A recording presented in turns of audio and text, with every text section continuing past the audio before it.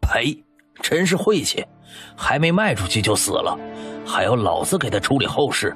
哼，我们赶紧挖好了将他埋了，赶明儿我们去找那人将钱讨回来。啊，对对对，还是刘哥聪明，那我们赶紧挖吧。我去，居然想埋我！姑奶奶即使落魄，还容不得他人欺负。握紧木棍，轻轻地走到几人身后，开始暴揍。哼，去你们的社会人渣，竟想将姑奶奶给活埋了，看姑奶奶不打死你们！袁晴快速暴打三人不同的地方，不让他们有机会碰到棍子。作为中医圣手的他，可是知道人体的哪些穴位打起来最是疼痛。看姑奶奶不打死你们，叫你们拐卖我，叫你们打我，你们这帮社会人渣、臭虫、社会毒瘤，就应该拉去枪毙，死后鞭尸，打入18层地狱。哼，来世投入畜生道，活该被人宰杀。这丫头居然没死，更想不明白她醒来突然变得这么厉害。云晴趁着三人不备，立刻冲到门口，朝着有声音的地方跑去。追！抓人贩子！抓人贩子呀！这些人怎么回事啊？没看到她一个弱女子正在被人追赶吗？怎么没点同情心呢？这古人不知道人贩子是什么。拍花子，拍花子，大家都来抓拍花子呀！周围的人听闻，立刻拿起家伙，快速将那3名男子包围起来，义愤填膺地拉着他们就要去见官。从古至今，只要一提起，就会受到所有人的唾弃。我们是人牙子，这是那姑娘的卖身契，大家就不要插手此事了，该干嘛干嘛去。卖身契？谁卖的？我爹娘几年前就死了，难不成他们从地里爬出来将我卖给你们了？简直是天大的笑话！这里这么多人，他不怕他们3个来阴的。按照这里的法规，除了自身爹娘，旁人没有权利买卖别人家的儿女，他自己占理。这张卖身契以签字画押，不管你认还是不认，你都卖身给我们了，我们可是付了银子的，带走。跟我耍混是吧？行，都死过一回的人了，我还怕了你们不成？走，我们去找县太爷评评理。诸位书审，帮小女子做个见证啊！若是他们狗急跳墙，非要抓小女子，那小女子就一头撞死在这里。待小女子死后，大家帮我击鼓鸣冤，状告这些黑心肝的，逼死良家女子。小女子再次感谢各位叔叔婶婶的大恩大德。大家注意，他们想趁机逃跑，抓住他们，我们去见官。我们不见官，我们不抓他了，不抓了。既然知道你们不占理，那就将卖身契拿给我。我们可是花了10两银子的，想要卖身契，就拿银子来。哼，银子你给谁了，管谁去要啊？既然不给，那我们就见官。麻烦各位乡亲伯伯们了。云晴懒得和他们呲呲，直接见官，说不定还能讨得一份精神损失费。3个人贩子看到云晴没得商量的余地，再也不敢拿瞧，随即将卖身契双手奉上，拉过身旁的一位大婶帮忙查看。大婶说没问题后，这才将卖身契当着所有人的面撕碎，丢到一边的臭水沟里。小女薛晴感谢各位叔婶伯伯们的仗义出手，日后小女子若一番作为，定不忘诸位的善意之举。行了行了，你一个女子赶紧回家去吧，莫要碰到坏人了。是啊，姑娘，一个女孩子只身在外很是危险，身边每个大人呐，还是小心为妙啊。没走几步，肚子突然传来叫声，云晴这才想到她今日还没有吃饭呢。来碗牛肉面。姑娘，牛肉面没有，猪肉面倒是有，就是不知道你有没有铜板呐？她又搞忘了她的身份，丢死人了，居然差点吃霸王餐。离开面馆，躲到一旁思索着该怎么把饭钱和赶车钱赚到手。脑袋灵光一闪，他可以卖菜谱啊！心情澎湃地朝着前面一家酒楼走去。嘿，你个要饭的，赶紧出去！这里不是你该来的地方。什么要饭的？你才是要饭的！会不会说话？本姑娘进来是卖菜谱的。哎，你们掌柜的在不在？我找你们掌柜的。哼，去，哪来的回哪去！我们掌柜的不见，别站在这里影响我们店做生意。哼，不求创新，早晚倒闭。不买菜谱就不买菜谱，凭什么说本姑娘是要饭的？我吃你家大米了吗？我卖菜谱，不买别呲呲。她原本性格火爆，而在这个陌生的古代，女子更是没有什么地位。若是自己不表现得泼辣火爆一些，怕是很容易引起一些心怀不轨的人。哦，姑娘，你要卖菜谱？是的，不知您是？鄙人姓李，是好客来饭庄的掌柜。不知姑娘你想卖什么菜谱？可否先做一道尝尝？云晴跟着李掌柜来到饭庄，来到后厨，云晴看着厨房现有的食材和调味品，不禁皱了皱眉。食材够用，只是这调味品太单一了，要不做一道红烧肉和一道家常豆腐，2道菜很是下饭，不管哪里的人都能接受。李掌柜，我要做的菜还差几味调味品，能不能麻烦你让下人去药铺买回来？姑娘，什么调味品需要在药铺买啊？平时做菜不都是那几样调料吗？李掌柜，您就放心吧，本姑娘做的菜绝对让你吃了还想吃，保证你店里生意火到没有空位做，赶紧让人去药铺买来。李掌柜看着云晴信誓旦旦的样子，只好拿笔记下来，安排人去买。云晴心中泛着喜悦，将葱姜蒜花椒倒入油锅，炒出香味后，将之前煮好的肉块倒入锅中翻炒，接着放入糖上色，再放入八角和酱油。云晴盖好锅盖转身，看到突然出现在自己身后的一众人，愣是吓了一跳。要不要这么夸张啊？后厨的人一个个都恨不得将鼻子凑到锅里去。姑娘，让你见笑了，您这是做的什么菜啊？气味这般香溢。哼，待会儿做好，给你们留几块尝尝就知道了。说完，转身打开锅盖，往锅中撒少许的盐，翻炒2下，开始装盘。云晴给锅中再次倒入油，待油热了，将葱姜蒜花椒辣椒放进去，炒出香味儿，将煎过的豆腐倒进锅里，放入酱油少许糖盐，翻炒几下，起锅装盘。李掌柜，这道菜是红烧肉，吃起来非常可口，绝对吃了还想吃。这道菜是家常豆腐，香辣爽口，吃饭必点。好吃，猪肉居然可以做得这么好吃，一点腥味都没有，也不腻。刚吃下一块豆腐，李掌柜惊呼出声：这味道绝了，刺激味蕾，吃了忍不住还想吃第2口。秦姑娘，不知今日这2道菜您想卖个什么价？掌柜，您见多识广，肯定知道这2道菜的价值，定不会亏待小女子的。既然秦姑娘信得过李某，那这道红烧肉给你20两，家常豆腐10两，总计30两，如何？那2个黑心肝的书婶居然10两银子就将它卖了，还不如这一盘红烧肉值钱。回去了定要好好招待他们一番。这个点儿正是吃饭的时辰，云晴眼中划过一抹冰冷，大步走了进去。娘，我要吃肉肉，还要吃。哎，小宝乖，肉肉有的是。哎呀呀呀，你慢慢吃。爹娘，你们都送3弟去读书了，什么时候给我买一条漂亮的裙子？大哥说的那位公子过2日正好休沐，我借此机会去看看大哥。云晴还没有进门口，就听到了这些言语，顿时怒气横生，一个箭步冲进去，将他们的饭桌直接掀翻。怎么是他呀？他不是被卖了吗？怎么还能回来？一家子黑心肝的东西，不配为人！说罢，提起棍子就往这一对黑心肝的夫妻身上招呼。哎呀，打人啦，打人啦！这杀千刀的白眼狼，居然动手打长辈了！云晴站在靠近门口的位置，不让他们出去，专挑打不出伤的地方狠狠暴揍。你个赔钱货，居然敢打我娘！我要打死你！云晴侧身躲开，薛清安扑了个空，摔在了地上，哇哇大哭。云晴听到院门外面传来动静，我薛晴在你们家当牛做马这么多年，没吃过一顿饱饭，如今你们还不知足，将我卖给人牙子，真是好狠的心！我要让全村的人看看你们的丑恶嘴脸！说完，丢下木棍，换了一副受了天大委屈的模样跑了出去。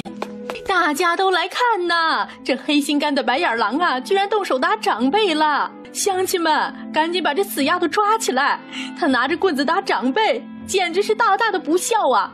亏我们抚养她几年，就是这样对我们的。围在门口的村民倒是有些不敢相信薛晴会动手打这薛刘氏，平时都不敢大声说话的一个人，怎么可能动手打比他还壮硕的人呢？诸位大伯大婶，薛晴有礼了。今日大家聚在这里，让大家看笑话了。小女子自从爹娘过世之后被叔婶收养，不曾想他们居然是霸占我们家产，让我从早到晚不停地干活，还不给饭吃。大家说这是长辈能够做出的事儿吗？这薛家两口子可真是的，霸占王兄的房产田产，怎么说也要让这丫头吃饱穿暖吧？这心怎么这么黑呀？这薛刘氏啊，肯定是做得太过分了。还有这丫头也真是的，一个女孩子若是没有她叔婶的照拂呀，指不定早都饿死了。还是赶紧给她叔婶赔个不是吧。是啊，这丫头怎么今天像变个人似的，说话这么厉害，还敢指责长辈了。丫头，你还小，女孩子本来就该多做农活，以后去了婆家，大小所有的活呀都要你去做呢。到时够你受的，你就给叔婶赔个不是吧。你这般胡作非为，怎对得起你爹娘？我和你婶子当初见你孤苦无依，辛辛苦苦抚养你多年，你就这样报答我们的？乡亲们，谁去将村长请来？我们薛家没有他这样目无尊长、狼心狗肺的白眼狼。走到一旁围观的小男孩身边，在他耳边说了什么后，又拿了什么东西给小男孩。小男孩高兴地跑了出去。别张口闭口提我爹娘，你不配！你这样对待他们的亲生女儿，你们两个黑心肝的，晚上睡觉就不怕他们来找你们吗？哼，你们重男轻女，怎么不蹉跎你们家薛兰呢？啊，看我一个孤女好欺负是吧？转身来到最开始说自己是女子，该由叔婶照拂的那个大婶身边。你要干什么？哼，这头上的伤怎么来的？是被那一对黑心人偷偷卖给了人牙子，我死里逃生留下的。出什么事儿了？卖什么儿女？都围在这里干什么？来人正是掌管着他们村和西口村的李正，他的身后还跟着东庙村村长。怎么回事？这个杀千刀的白眼狼啊，忘恩负义的贱蹄子，居然动手打长辈！李正啊，你要给我们评评理呀！这日子没法过了，要被亲侄女打死了！李正，您可一定要给我们做主啊！我这侄女今天冲进我们家，拿起棍子就打。我们收养她几年，没有功劳也有苦劳啊，她怎么能如此对待长辈？你瞧瞧她把我打的，怎么什么都没有？明明胳膊那么痛，背那么痛。李正伯伯、村长伯伯、诸位叔婶，今日大家一起帮小女子做个见证，我薛晴要和他们薛木一家断绝关系，此生不相往来。断绝关系不是儿戏。经此一劫后，小女郑重做出的决定，原因有三：一、薛家人不忠不孝，虐待王兄孤女，罔顾王兄托付；二、霸占王兄房屋、田产等银钱，将王兄孤女赶至村后破房，自生自灭；三、潜入午后，将王兄孤女骗至县城卖给人牙子，小女子冒死逃脱。若是这些理由还不足以支撑小女子和他们断绝关系，那小女子定要去那衙门门口击鼓鸣冤，求县太爷做主。云晴一番言简意赅的话语，瞬间炸翻了一众村民。不可以啊，不可以，不能去找县太爷。他们家清平今年还有科举，不能有任何污点。晴儿，你不能告官，你堂兄今年还有科举，万万不能受影响啊！叔婶这几年让你受委屈了，从今往后一定好好补偿你。你看，李正伯伯，求您帮我讨回公道，帮我跟他们断绝关系，讨回家产。薛木，此时你还有什么可说的？休想狡辩，否则上了衙门有你们受的。我们同意断绝关系，只要晴儿不再报官。人不欺我，我不欺人，人若欺我，加倍奉还。就连李正和村长两人都惊叹不已，暗自称奇，这丫头以前岂不是藏拙？李正让村长准备好笔墨纸砚，自己翻开一本小册子，查看薛家的田产等，算计一番后，列出一个清单交给薛木和秦丫头看。啊，怎么这么多呀？凭什么要分我们家的东西？我呀……李正，这会不会太多了呀？我们要是嫌多，那我们就见官吧。你们2个还能挨顿板子，吞进去的不仅全部吐出来，还有可能面临牢狱之灾。哦，对了，书院的……我们签。薛家现主房屋折银10两，田产共计8亩，其中中等田和低等田各3亩，荒田2亩，其他锅碗农具等折换银两2两，粮食1斗，总计12两银子加3张地契。另外作为补偿，将村后方的老屋地契交与薛晴。当初少许的银两我就不计较了，但是我娘的东西必须还回来。什么东西啊？我没有。薛刘氏一脸愤恨地说道，那2件东西他都保管多年了，早都视为自己的东西了，不问自取就是盗。偷盗者根据物品价值判断轻缓，轻则20大板，牢狱7天至2个月。你想好了再说。赶紧去找找，是不是落在哪里忘了？薛家人这么厚颜无耻，真是丢他们村的脸。薛刘氏很快将1枚玉佩和1枚银簪子拿了出来，神情不愿地交给云晴。那个狗娘养的薛刘氏啊，真是黑心肝到家了，怎么忍心将你赶到这里来呀？哎呀，这里什么都没有，真不知道丫头啊，你是怎么过来的？丫头，你去婶子家住吧，这里什么都没有，你一个女孩子怎么生活呀？是啊，丫头，去胡婶家吧，正好和梅丫头一个伴儿。3位婶子，薛晴感激今日婶子的邀请，但是我习惯一个人，而且等会儿我要去趟县城买东西，收拾一下就能住人了。既然机缘让自己来到了这里，那就尽自己所能帮助自己身边需要帮助的人吧。客官里面请，不知你想买点什么？我们店粮食价格公道，称斤量足，放心购买。这几种面粉怎么卖呀？粗面1斤8文，细面1斤15文，薯面1斤6文，中等米1斤23文，下等米1斤18文，糙米1斤12文。不知客官想买哪一种？给我来10斤细面，5斤薯面，5斤下等米。客官，您要的粮食都准备好了，细面10斤是150文，薯面5斤是30文，下等米5斤是90文，3种合计270文。不知客官住哪里？城中我们可以帮忙送到家。能不能午时过后帮我送到城门口？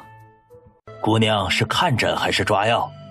掌柜的，我要抓药，口述给你。白术8钱，野人参1根，白茯苓8钱，当归8钱，川穹8钱，白芍药8钱，熟地黄8钱，甘草8钱。这8味药帮我分7副。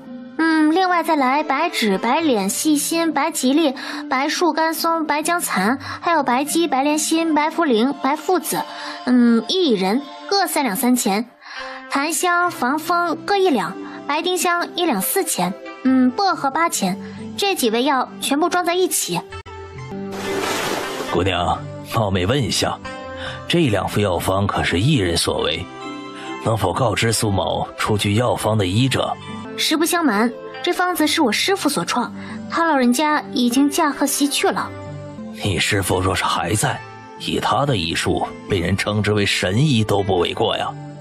那姑娘，这第2道药方是来做什么的？苏某才疏学浅，让你见笑了。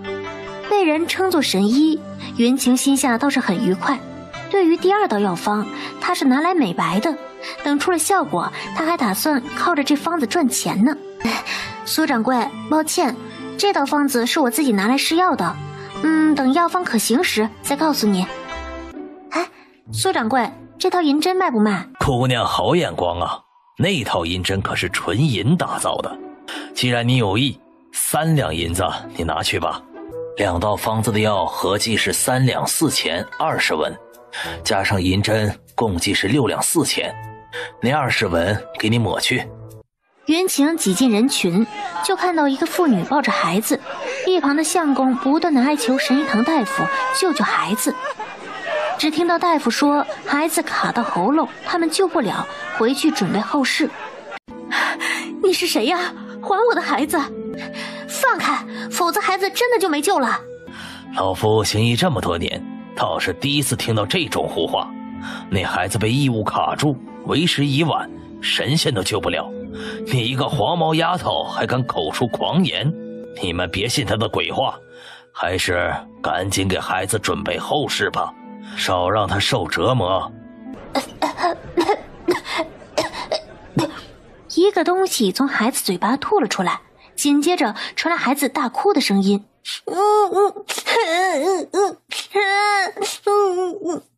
医术不精就别呲呲，回去多研究研究医术。一个活生生的生命差点就被你们给害死了，你会良心不安吗？那老大夫脸色涨红，这还是第一次被人这么指着鼻子骂。你岂有此理，你不过是碰巧罢了。云晴倒是懒得和这糟老头一般见识，所谓医者父母心，你却是孩子玻璃心，等着被淘汰吧。恩人请留步。两人满是愧疚地朝着云晴赔礼，云晴直接拉起那两口子，告知他们以后需要注意的事情后就走了。你瞧瞧，这断了亲呐，就是不一样，立马就有了银子，就可劲儿了用。你瞧瞧那一身衣服，哎呦呦，再看那车子上都是好东西，那可要花不少钱嘞。呸！一个赔钱货，不知道将银子存起来，将来好带入婆家，就知道用，眼皮子浅。我花我的银子关你们什么事儿？几位大婶，还是关心下你们自己吧，背后说人长短，小心嘴上长疱疹。云晴可是知道这几位妇人是村里有名的长舌妇，心思最是恶毒。她可不是古人，只要他们敢说，她就敢怼回去。你个丫头片子，有没有教养啊？敢这么跟我们说话？为首的朱大婶快步拦在牛车前，双手叉着腰，指着云晴怒骂。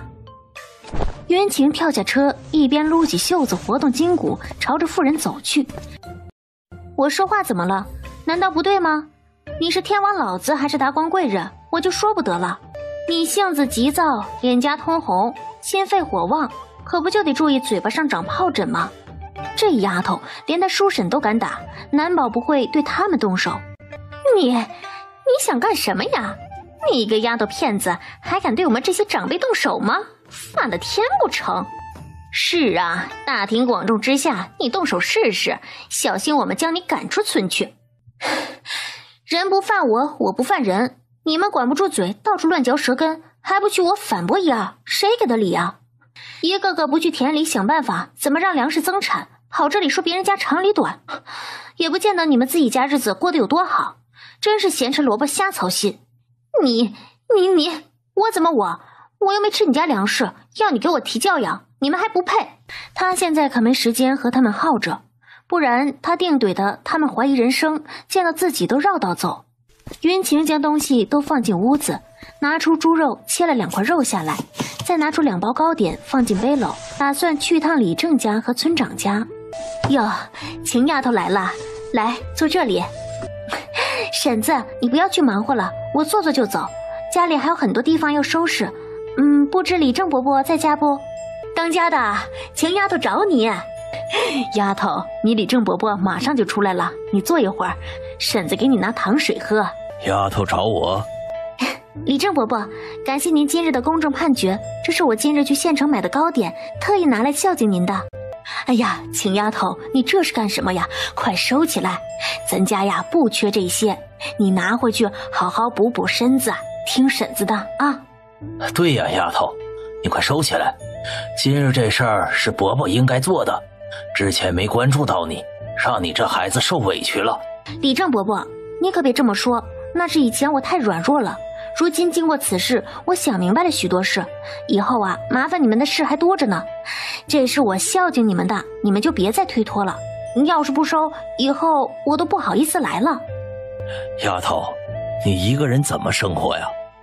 这独自一人还是有些危险的，需要伯伯帮忙的你说一声。伯伯您就放心吧，我可是死过一回的人，有啥可怕的。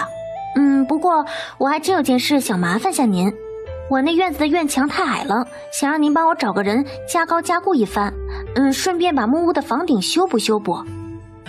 哎呀，丫头，你那院墙那么矮，今晚就住伯伯家吧，等弄好了再回去。李正伯伯，我知道您在担心什么，谢谢您的邀请，我一个人住习惯了，有的是办法应对，您就放心吧。寒暄几句后，云晴便离开了李正家。云晴从李正家出来，又去了村长家。出来后，背篓里又多了一些青菜。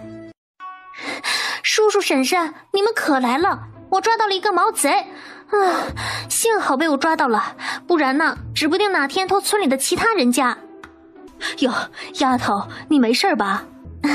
没事，有事的是他。王赖子居然是你！好你个王赖子，居然开始偷东西了！游手好闲也就罢了，居然打起了这个主意。走，带去见村长。走，带去见村长。居然偷到自己村里了！饶命啊！求你们不要告诉村长，我今天没得逞，以后再也不敢了。求你们不要带我去见村长。哼，你偷到钱怎么不思考后果？既然犯了错，就要接受惩罚。若是别人都像你这样，那岂不是乱套了？麻烦各位叔叔将人带走。袁晴可不想听王赖子的废话，直接出声让村民将他带走。怎么回事？贼人在哪儿？村长带着几个人走了进来。他是贼人，王赖子，居然是你！你怎么在这儿？村长伯伯，王赖子翻墙偷盗，被我抓住痛打了一番，这件事情就交给您处理了，怎么处理都行。村长命人将王赖子关进村里祠堂，明日再审理此事。提醒秦丫头注意安全后，便带着村民们一起离开了。哼，那王赖子也不长眼，哼，活该被自己打。薛晴在吗？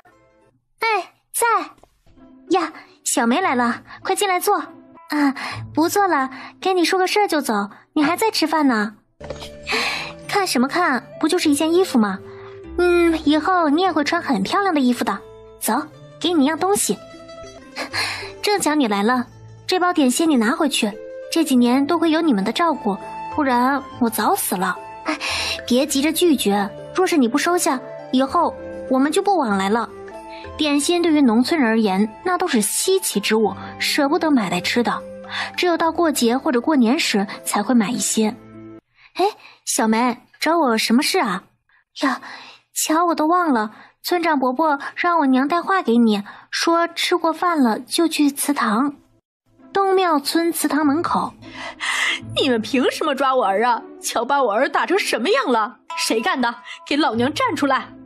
嘿，俺看谁敢动老娘，小心俺告你们非礼！我儿都要被打死了，俺也不活了！老天爷呀，你快睁眼看看这群黑心肝的人吧，他们都要逼死俺母子了！哎呀，不活了！几个壮汉处在原地不敢动王氏。王氏啊，你还是别在这里丢人现眼了。你儿子偷鸡摸狗，活该被打。哼，要是敢偷我家呀，我不得将他的腿给打断了。胡婶子霸气怒怼这蛮不讲理的王氏，刚过来就听到他胡说八道，真是给脸了。胡说，我儿子才不会干这种事儿呢，指不定是别人冤枉我儿，欺负我儿是个老实人。王氏啊，你就别胡搅蛮缠了。昨日夜里，你儿可是翻进人家秦丫头院子准备偷盗呢，却被人发现，打他一顿呐，都是轻的。呸！肯定是那赔钱货主动勾引我儿，就他那样的婆家不好找，肯定是他打我儿的主意，倒打一耙。儿啊，你说是不是？那个赔钱货主动勾引的你，快跟大家伙说说呀！王赖子听到他娘这样说，脑子瞬间灵光，激动的就要往云晴身上泼脏水。哟，我还没来，就有人急不可耐的往我身上泼脏水。丫头啊，你让婶子帮你在村里收家畜粪便。对，家畜粪便还有草木灰、麦秆，一车5文钱，要25车动物粪便，草木灰和麦秆各10车，全部给我拉到我那荒地旁的空地上。这孩子脑子没出什么问题吧？怎么突然要那个玩意儿？还5文钱一车。婶子，你出去收3文或者4文钱都可以，我呢给你算5文钱一车，这也是你的辛苦费。哎呀，不，婶子怎么能赚你的钱呢？既然你有用，婶子帮你做这件事儿啊，哪用得着银子？婶子，你要是不收这个钱，我可就找别人办这件事了。这村里想赚这个钱的人多了去了。你呀，真是人小鬼大。你给婶子说说，收这些东西干什么用啊？若是不方便说，那就作罢。我收那些东西是想用来发酵做土地肥料，这样庄稼就生长得好，产量高。土地肥料，粮食增产，你是在何处得知的？我们怎么不曾听说过呀？说是在县城境外来的货商嘴里听到的。云晴接着耐心地给他讲解肥料的好处。村里人得知云晴要收家畜粪便的消息后，纷纷诧异不解，有的人甚至嘲笑云晴人傻钱多。但是嘲笑归嘲笑，有钱不赚王八蛋呢。丫头啊，事情都办好了，这是剩下的银子，你收好了。丫头啊，你要发酵那肥料时，记得给婶子提个醒，婶子带着你胡叔一起学习学习。没问题，若是没有其他事打扰，明天下午就可以去发酵了。丫头，你这是要出去？正巧我将地契给你拿来了。张伯伯，你来的正好，这是我做的面皮，回家切成条，放上调料拌一下就可以吃了。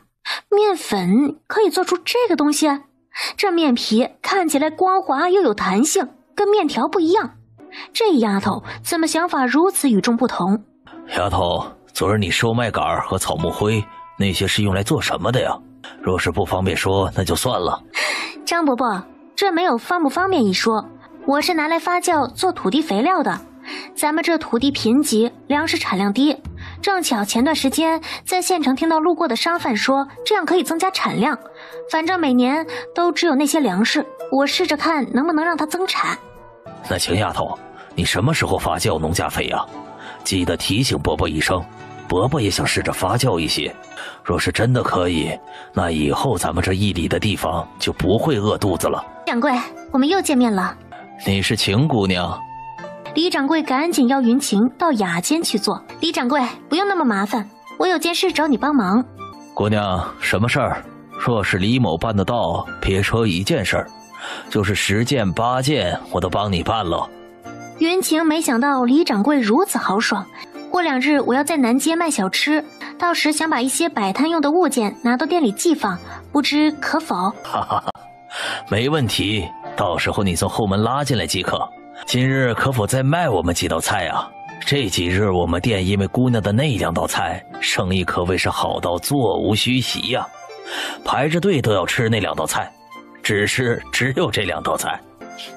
没问题，不过我今日卖3道菜谱给你，另外再送你道菜谱作为寄放东西的租金。李掌柜一听，连忙摆手，寄放东西是举手之劳，不必如此。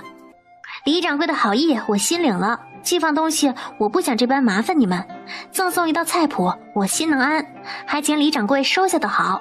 利用厨房现有的食材，云晴打算做回锅肉、鱼香肉丝、酸辣土豆丝以及椒盐蘑菇。接着云晴将五花肉放进锅里煮一会儿，云晴将蘑菇裹上蛋液，蘸上面粉，放进另一个油锅中炸，待到金黄，云晴将炸好的蘑菇捞出来，放在篮子里控油，一边搅拌，撒上调味品，再将抹过淀粉的肉丝倒进锅里，快速翻炒2下。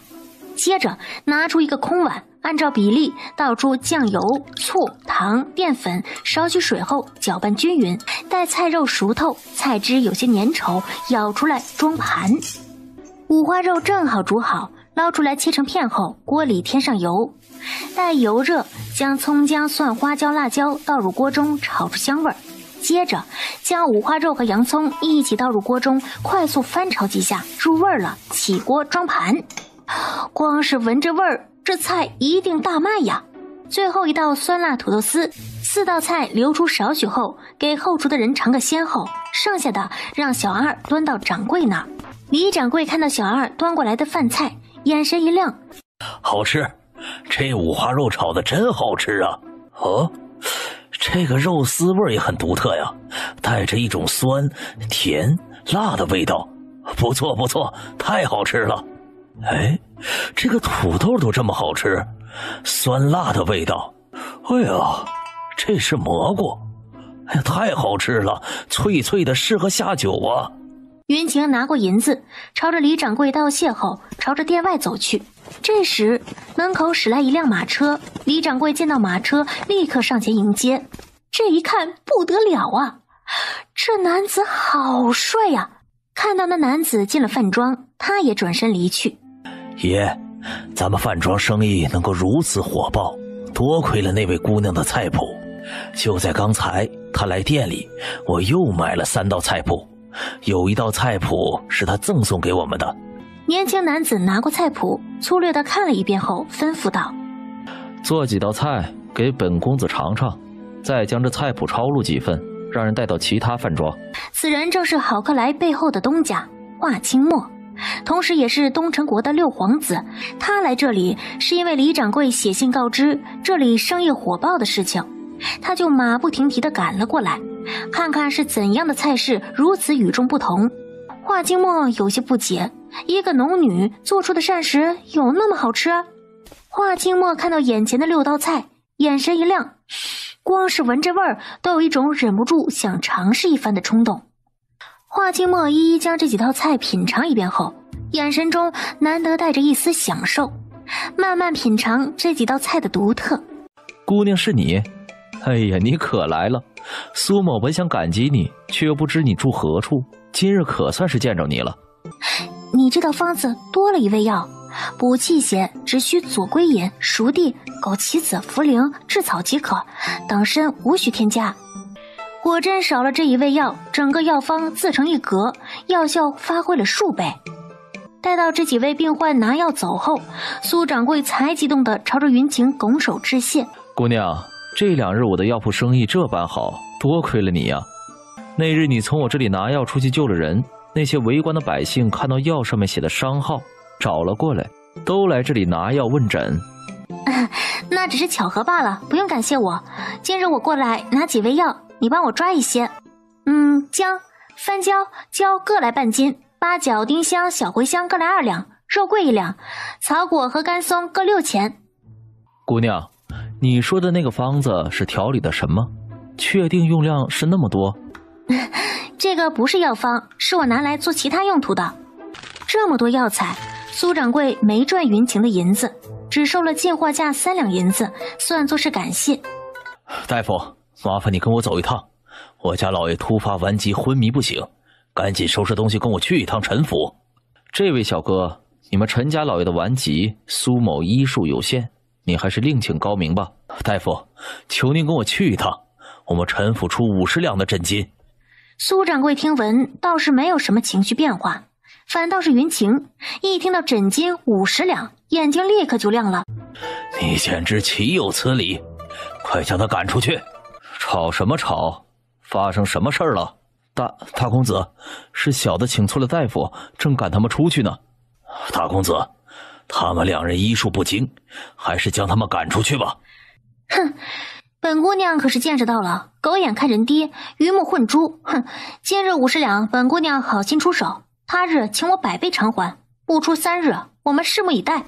说完，云晴转身离去。殊不知陈家今日的无礼，将会为日后付出数倍的代价。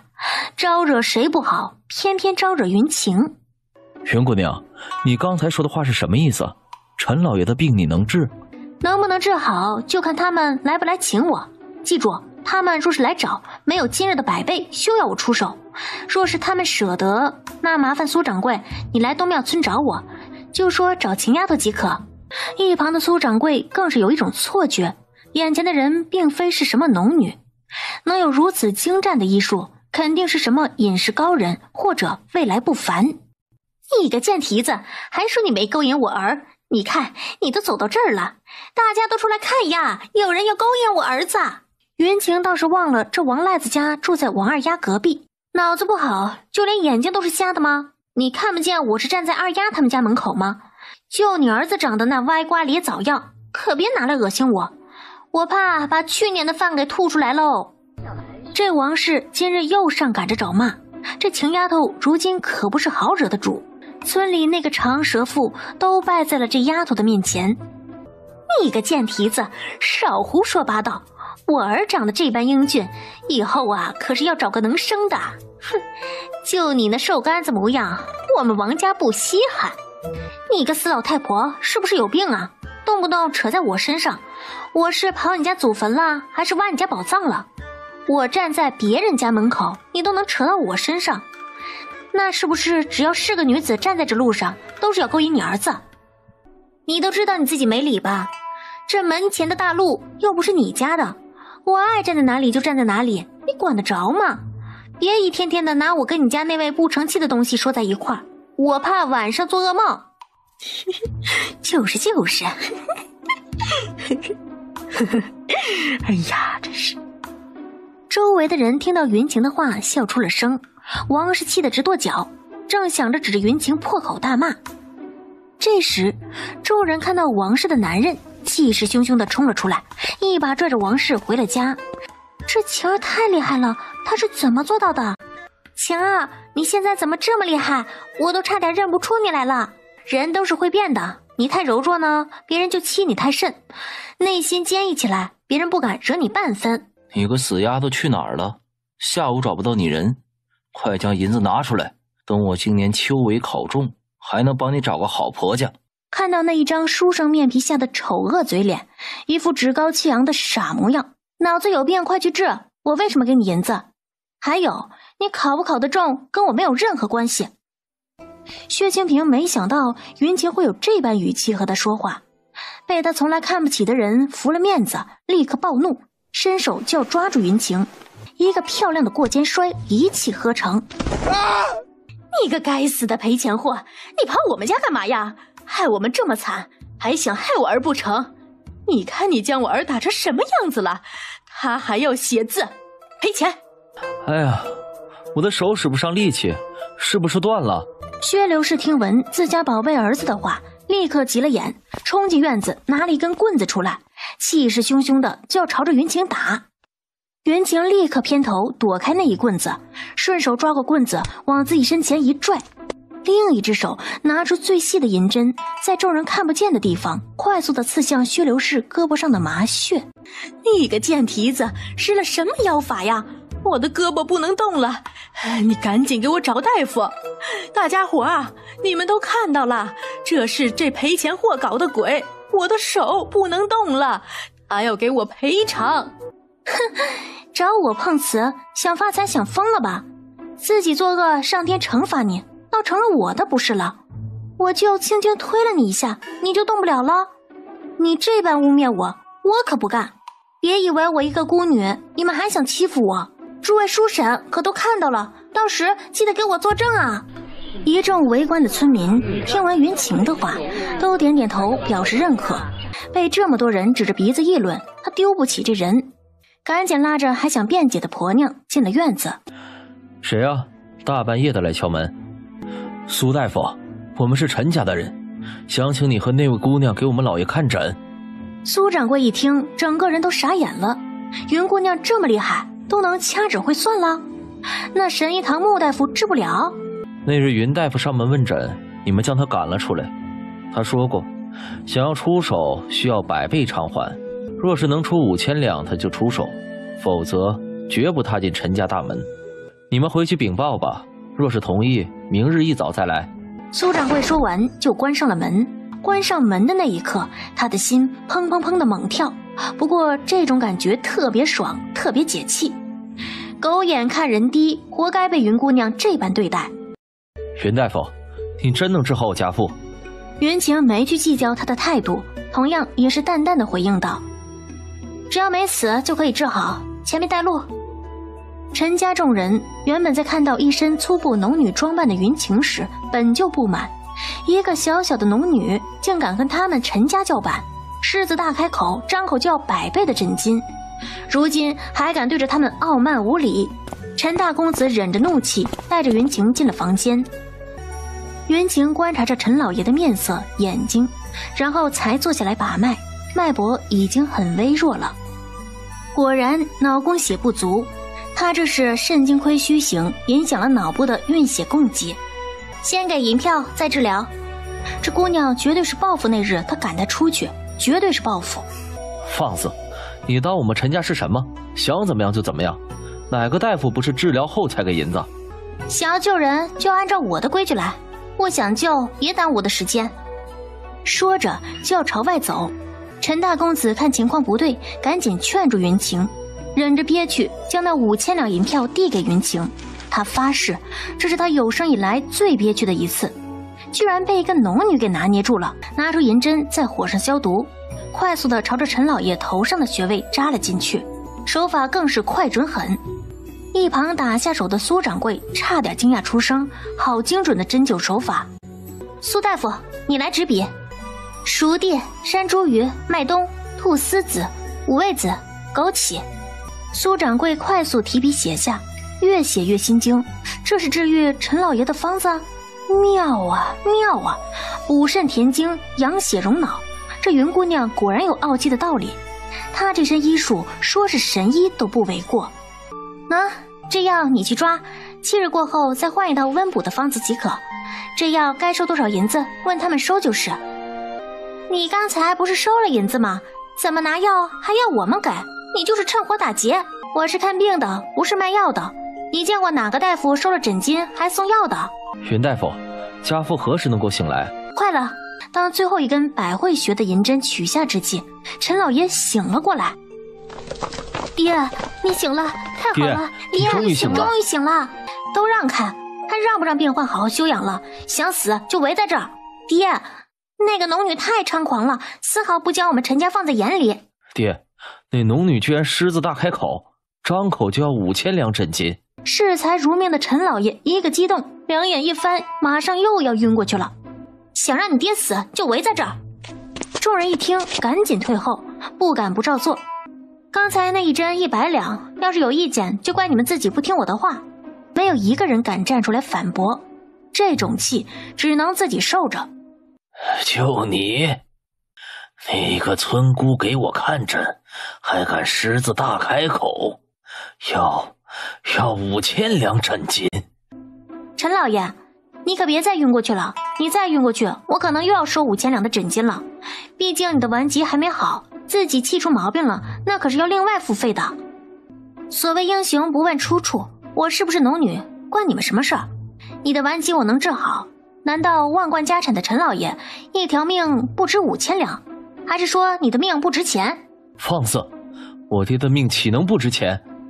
哦，既然这般值钱，你们花5000两救回你爹的命，岂不是便宜了？要不再加几千？既然你能治愈，那就等我痊愈了再走。冲儿，你给这姑娘准备一间厢房。哼，什么叫治愈了再走？变相的囚禁？本姑娘行医救人答应的事儿绝不食言，到了该针灸的时候自然会来。陈老爷被云晴说中了心思，脸色很是难看。我能救人也能杀人，医毒不分家，保证神不知鬼不觉。你们要不要试试？陈老爷没想到眼前不起眼的姑娘这般厉害。神医息怒，既然你习惯自由，我们在陈府等着您上门就是。别误会，我只是想把你留在府内，好好招待一番。谁知无需多此一举，正好药拿来了，待会儿煎了吃。陈家人不明白苏掌柜为什么会将药打开让众人看一遍，反倒是精明的陈老爷看出了其中的玄机，不得不佩服那姑娘的聪慧，再次确认她一定不是农女，从而以后不敢在云晴面前拿瞧。直到坐在马车上，云晴这才高兴地拿出5000两的银票，放声大笑，豪爽地拿出一张500两的银票递给苏掌柜。哼，这500两给你，算是你一个分成。云姑娘，这银子我怎么收？这是你自己赚的，而且我也托你的福，赚了些药材钱。该你拿的你就收着，以后你这里有治不好的病患，引荐我去诊治，诊金我分你一成。银子不银子的不重要，最重要的是跟在他身旁可以学到精湛的医术。一路哼着小曲儿，心情倍儿好的云晴走到自家门前，惊住了。谁干的？哪个缺心眼的玩意儿这么损？周边玩耍的小孩以及附近的邻居闻声都赶了过来，纷纷询问秦丫头这是怎么了。各位叔婶，我正从县城回来，这刚走到门口就发现门口了这样，大家有没有注意到这是谁干的？众人这才注意到秦丫头家门口居然被人泼了大粪，难怪秦丫头这般恼怒。这时，一个瘦瘦小小的小男孩站了出来，怯生生地说道：“俺有看到一个婶婶在这门前泼了东西。”小弟弟，你叫什么名字？你告诉姐姐，那个婶子是谁？俺叫刘小阳，那会儿和小伙伴一起躲猫猫时，我藏在草垛里无意中看到的，是薛庆安他娘。众人听闻，纷纷点头，认可这孩子说的话是真的。那薛刘氏和秦丫头不对付，这是众所周知的事儿。除了他，没人找秦丫头的不痛快。诸位叔婶、小朋友，家里有大粪的，帮我挖一桶出来，我要以其人之道还治其人之身。1桶2文钱，帮我抬去薛家。这丫头要用粪去泼薛家，这样会不会不太好啊？3文钱1桶，没有我就找其他人了。看来得盖个房子了，专门弄一块梨花木大门。谁要是敢在那门上动心思，不得赔得他倾家荡产。没一会儿，几个叔婶和几个小朋友提着家里的大粪出来了。诸位叔婶来得正好，大家帮我做个见证。今日下午薛刘氏趁我不在家，拿大粪泼我家门，幸亏有小朋友看到，否则都无从对证。现在我要以其人之道还治其人之身，诸位叔婶麻烦了。众人会意，提起桶就朝着薛家大门泼去。等到李正和村长过来，在听闻事情的经过后，默默地隐藏在人群中。这薛刘氏是自找的，活该被泼。哪个狗娘养的东西给我们家泼这东西？天杀的王八羔子，谁干的？外面是谁给我们泼东西？再不说话，小心我告你！薛刘氏，若想人不知，除非己莫为。自己干的好事，我只是加倍奉还而已，不要感谢我。以后做蠢事之前，还是掂量掂量自己。李正伯伯、村长伯伯，你们有什么话要说？如果是想说刚才的做法不对的话，那就算了。毕竟那恶心东西没泼在你们家，你们无法理解我的心情。丫头，瞧你说的，伯伯还能怪你不成？那薛刘氏的做法确实该得到教训，只是你弄这么多东西在他家，不怕他狗急了跳墙，背地里找你麻烦吗？还有，这周边2家闻着味儿也不好过是吧？多谢2位伯伯的提醒，我以后会多注意的。袁晴先后来到薛家隔壁2家，朝着2家致了歉。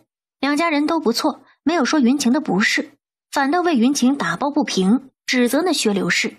云晴心里很是感激，对于这样的人，他有自己的想法，授人以鱼不如授人以渔。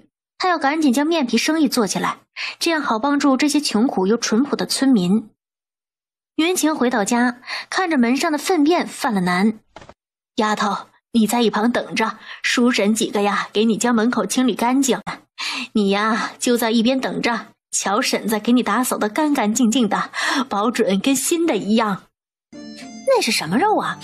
闻起来这么香。姑娘，你这是卖什么吃食啊？咋没见过？大叔，我卖的是面皮和卤肉，味道可好吃了，你要不要买份尝尝？那男子看到这稀奇的东西，想到肯定很贵，便摆摆手回到自己家的摊位了，切了几碗卤肉，打算按碗卖，一碗差不多3两重的样子，卖10文一碗。面皮是素食，一碗卖个5文钱差不多。准备妥当，云晴这才扯着嗓子朝着早市方向吆喝道：走过路过千万不要错过，好吃不贵的白面面皮，绝对让你吃了还想吃。这里走那里瞧，我的卤肉要带走，聚会办宴少不了，卤肉让你有面子。云晴超有节奏感的吆喝声瞬间引来了不少目光，有些人听着他新奇的吆喝声，忍不住过来看看。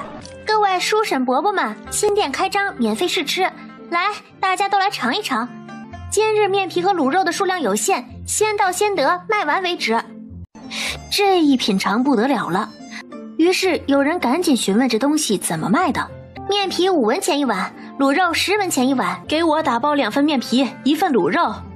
我也要打包2份面皮儿。我要1份面皮，在这儿吃。越来越多的人围了过来，云晴的生意瞬间火爆整条街，一个人更是忙得脚不沾地。不到1个时辰，摊子上什么都没有了。云晴揉着发酸的腰杆，计划明天一定要找2个人来帮忙，将要拿回家的东西放进背篓，其他的全部装进推车，往北城的好客来走去。姑娘来了，我帮你把东西拿进去。李掌柜可是跟他们说过的，还专门清了一个房间出来放他的东西，跟小伙子打过招呼后便离开了。云山一来了，你果然医术了得，这才第2天我就感觉好多了。要不是你说要静养，恐怕这会儿我都出去做生意去了。知道就好，钱没有命重要，好好休养，多活个几年够你赚的。云晴没有耽搁，拿出银针还是针灸。等到结束后，陈老爷睡过去了。云晴将东西收好，没做停留就离开了陈府。云晴打算找胡小梅和王二丫帮忙，就是不知二丫她娘愿不愿意。云晴来到胡婶子家，看到胡小宝一个人蹲在院子角落，不知道在干什么。胡小宝也发现了身后的云晴，仿佛自己的小秘密被人发现一般，惊慌失措地将地上的痕迹用脚擦干净。晴姐姐，不要告诉其他人哦。小宝，要姐姐答应你也不是不行，可是你学着写字是好事啊，为什么要遮遮掩掩？那个薛清安和杨峰2个人都上了学堂，嘲笑我们不认识字，以后只会给他们当奴才，不配和他们一起玩。果然上梁不正下梁歪，教出的孩子也好不到哪儿去。小宝，你别去管他们说的话，你以后也会进学堂读书的，只要你够努力，你就会比他们强。咦，丫头过来了，你跟小宝说什么呢？没说什么，婶子在忙呢。我有个事儿想跟您说。什么事儿啊？婶子，我想请小梅跟我一起去县城帮忙，我一个人忙不过来，下午的样子就回来了，一天我给她15文。胡小梅听到云晴喊她去县里的时候，眼睛都亮了。丫头啊，你今日就去了呀？哎呀，你怎么不早说呀？你早说，我就让小梅帮你，银钱不银钱的，说那干什么？我也不知道生意到底忙不忙，今天看了一下行情还不错，这才过来请小梅帮忙。15文不多，你要是不要，我就请别人了。我去帮忙，我都很久没去过县城了。胡婶子也是笑着答应了下来，她知道这丫头是好心帮衬他们，于是严肃地交代自家闺女去了一定要好好做事，不得偷懒，还提醒云晴，要是小梅有个错处，该说就说，该扣工钱就扣工钱，不能因为关系不错就耍滑头。晴啊，你找我啊？二丫，我想请你帮我卖吃食，一天15文的工钱，下午申时左右应该能回来，小梅也去。晴儿，你太厉害了，你都在城里卖吃食了。今日我去卖了，一个人忙不过来，请你和小梅帮忙，一天15文，管午饭，你跟你娘商量下，看可不可以？云晴知道二丫的难处，但还是给她讲了明日几点出发去做什么，最后说道，若是她娘同意，那就明日一早按着时辰去她家即可。1570文钱，足足1两5070文。云晴看着这些铜板高兴坏了，这真的是她的劳动所得，意义不一样。我做的疙瘩汤你尝尝，等会儿要赶路，牛车太慢，到了城里可能会一直忙到午时，不吃饱了没力气干活。二丫没想到云晴还给她做了早餐，而这时小梅也来了。小梅闻到香味儿，也忍不住端起饭碗吃了起来。此时天色开始亮了，云晴他们3人背着背篓，顺着小路去县城了。来到地方，云晴招呼2人将东西一一摆出来，自己也将背篓里的吃食摆了出来。丫头，你可来了，给我打包2份面皮儿，1份卤肉。又来了一个昨日没买到吃食的婶子。婶子看到卖吃食的丫头来了，赶紧笑着开口，让云晴给她拌1份面皮吃。有了昨日的开头，今日陆陆续续有人过来买面皮了。这时云晴摊子上已经坐满了人吃面皮，还有几个人在摊子前等着打包。云晴快速地忙碌着，忽然余光看见一只手在偷东西。抓是偷！那长得有点胚子样的男子没想到会被一个小姑娘抓现行，立刻掏出一把匕首，想给云晴一个教训，再趁机逃跑。云晴察觉到危险，身子立刻一偏，左手顺势抓住此人握刀的手，直接提起脚踹向那人的肚子。那人瞬间被云晴踢倒在地，赶紧起身冲着云晴放下狠话：你给我等着！纷纷鼓掌喝彩。没想到这不起眼的小姑娘居然身手这么好，直接将那个侍偷踹倒了。没事了，吓到你们俩了吧？幸好有我师傅教的防身术。诸位叔婶，让你们久等了，小女子这就给你们拌面皮，你们记得排好队哦。王二丫和小梅听到云晴的话后惊奇不已。云晴将自己单独留出来的3份面皮和2份卤肉拿出来拌好，3人坐在一起开始吃午饭。怎么想问我防身术的事儿？是不是感觉我那时像换了个人一般？你们还记不记得有一段时间我没有找你们，那个时候我去西沟无意中救了一个老者，将他带回了家。后来那老者醒来教了我防身术以及医术，待我学会后他便走了，后面偶尔会过来检查我的医术。但是今年他就没来过了，之前他说过不能暴露他的事儿，我就一直没说。今天你们也看到了，瞒不住了，只好告诉你们。胡小梅和王二丫听到云晴的解释，瞬间瞪大了眼睛，原来还有这样的事儿，她居然会医术，天哪，这也太厉害了！两人瞬间被云晴会医术的事儿提起了神，纷纷询问云晴会看什么病，会不会把脉。云晴笑着边吃边回答，3个人聊得很是愉快。只见推车被那几个地痞打翻在了地上，碗筷所有推车上的东西都碎了一地。你们俩躲远点儿，看我不教训他们！哼，找茬找到了姑奶奶身上，打翻的东西10两银子，今日不赔，休想作罢！街霸是偷，真是人渣渣堆，臭成聚一窝呀！今日不把他们揍得哭爹喊娘，对不起他亲自出手教育。知道我们是谁吗？还敢问我们要银子？今天你坏了我弟兄的好事儿，识相的就赶紧将银子和吃食方子交出来，否则别怪我们对你不客气。你他喵的是谁？关姑奶奶什么事儿？一群臭老鼠屎，还想自命不凡，想上天不成？哼，就你们这种人模狗样的臭虫，还好意思大摇大摆的出来作恶，也不怕你祖宗气的从地里钻出来拉你们进去。为首的地痞气得指着云晴，半天都说不出话来，直接大喊：兄弟们，给我狠狠的揍！云晴一边抵挡他人的同时，一边闪躲，顺手拿几个凳子冲着那胡乱刺的人拍了过去。叫你乱刺，不会武就别出来丢人了，垃圾！云晴恼怒，一板凳将那人直接拍晕了过去，接着又朝着其他几人狂揍。你们几个臭虫当姑奶奶好欺负，瞧你们把我的摊子搞成什么样子了！20两拿不出来，休想离开！那地痞被云晴踢得在地上到处滚落，嘴里不停地喊着求饶。哎呀，女侠饶命，姑奶奶饶命啊！我错了，我再也不敢了。我数5个数，数完看不到赔偿我的20两，你这双手就别想要了。为首的地痞没想到今日真的是踢到铁板了，这姑娘狠起来比他们还狠。赶紧将你们身上的银子都拿出来，快点的！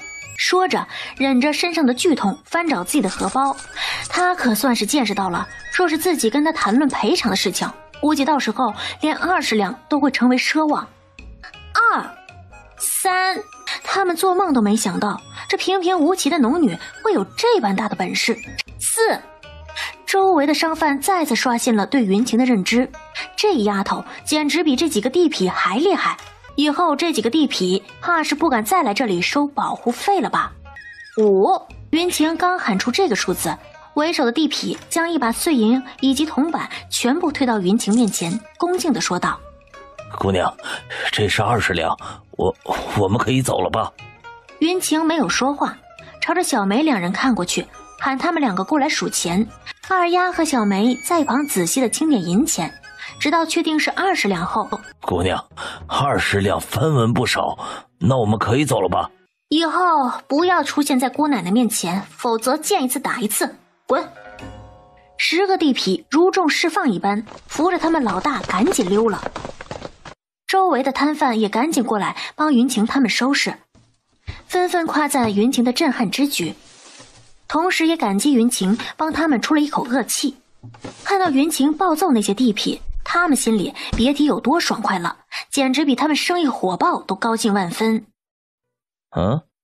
你就是那个卖面皮的，我家公子想和你做一桩买卖，收拾摊子跟我走吧。语气满是不屑。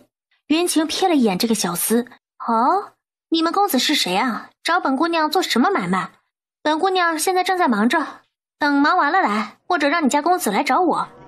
这乡野村姑简直无礼！大胆村姑，我们家公子岂是你一个农女能够打听的？你以为你谁呀？不就是会做2个吃食吗？还摆起架子来了，得罪我们何家可没有你好果子吃。识相的赶紧跟我们上门赔礼。小厮一副高人一等的模样，训斥云晴。周围的食客和摊贩听闻小厮的话，担心的看向云晴。何家也盯上了这姑娘的吃食。晴儿，这没事，你们招呼好客人就是。然后眼神犀利的看向这个舔狗模样的小厮，怒气回怼：本姑娘就是会2道吃食，怎么了？有本事你们自己做呀！一只何家的狗而已，看你这架势，还以为你才是主人。何家人知道你出门败坏他们名声吗？本姑娘可是不知买卖，还有强买强卖的。莫非这是你何家的规矩？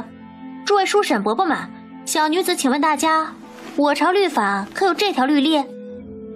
不曾有过呀，不曾有过啊。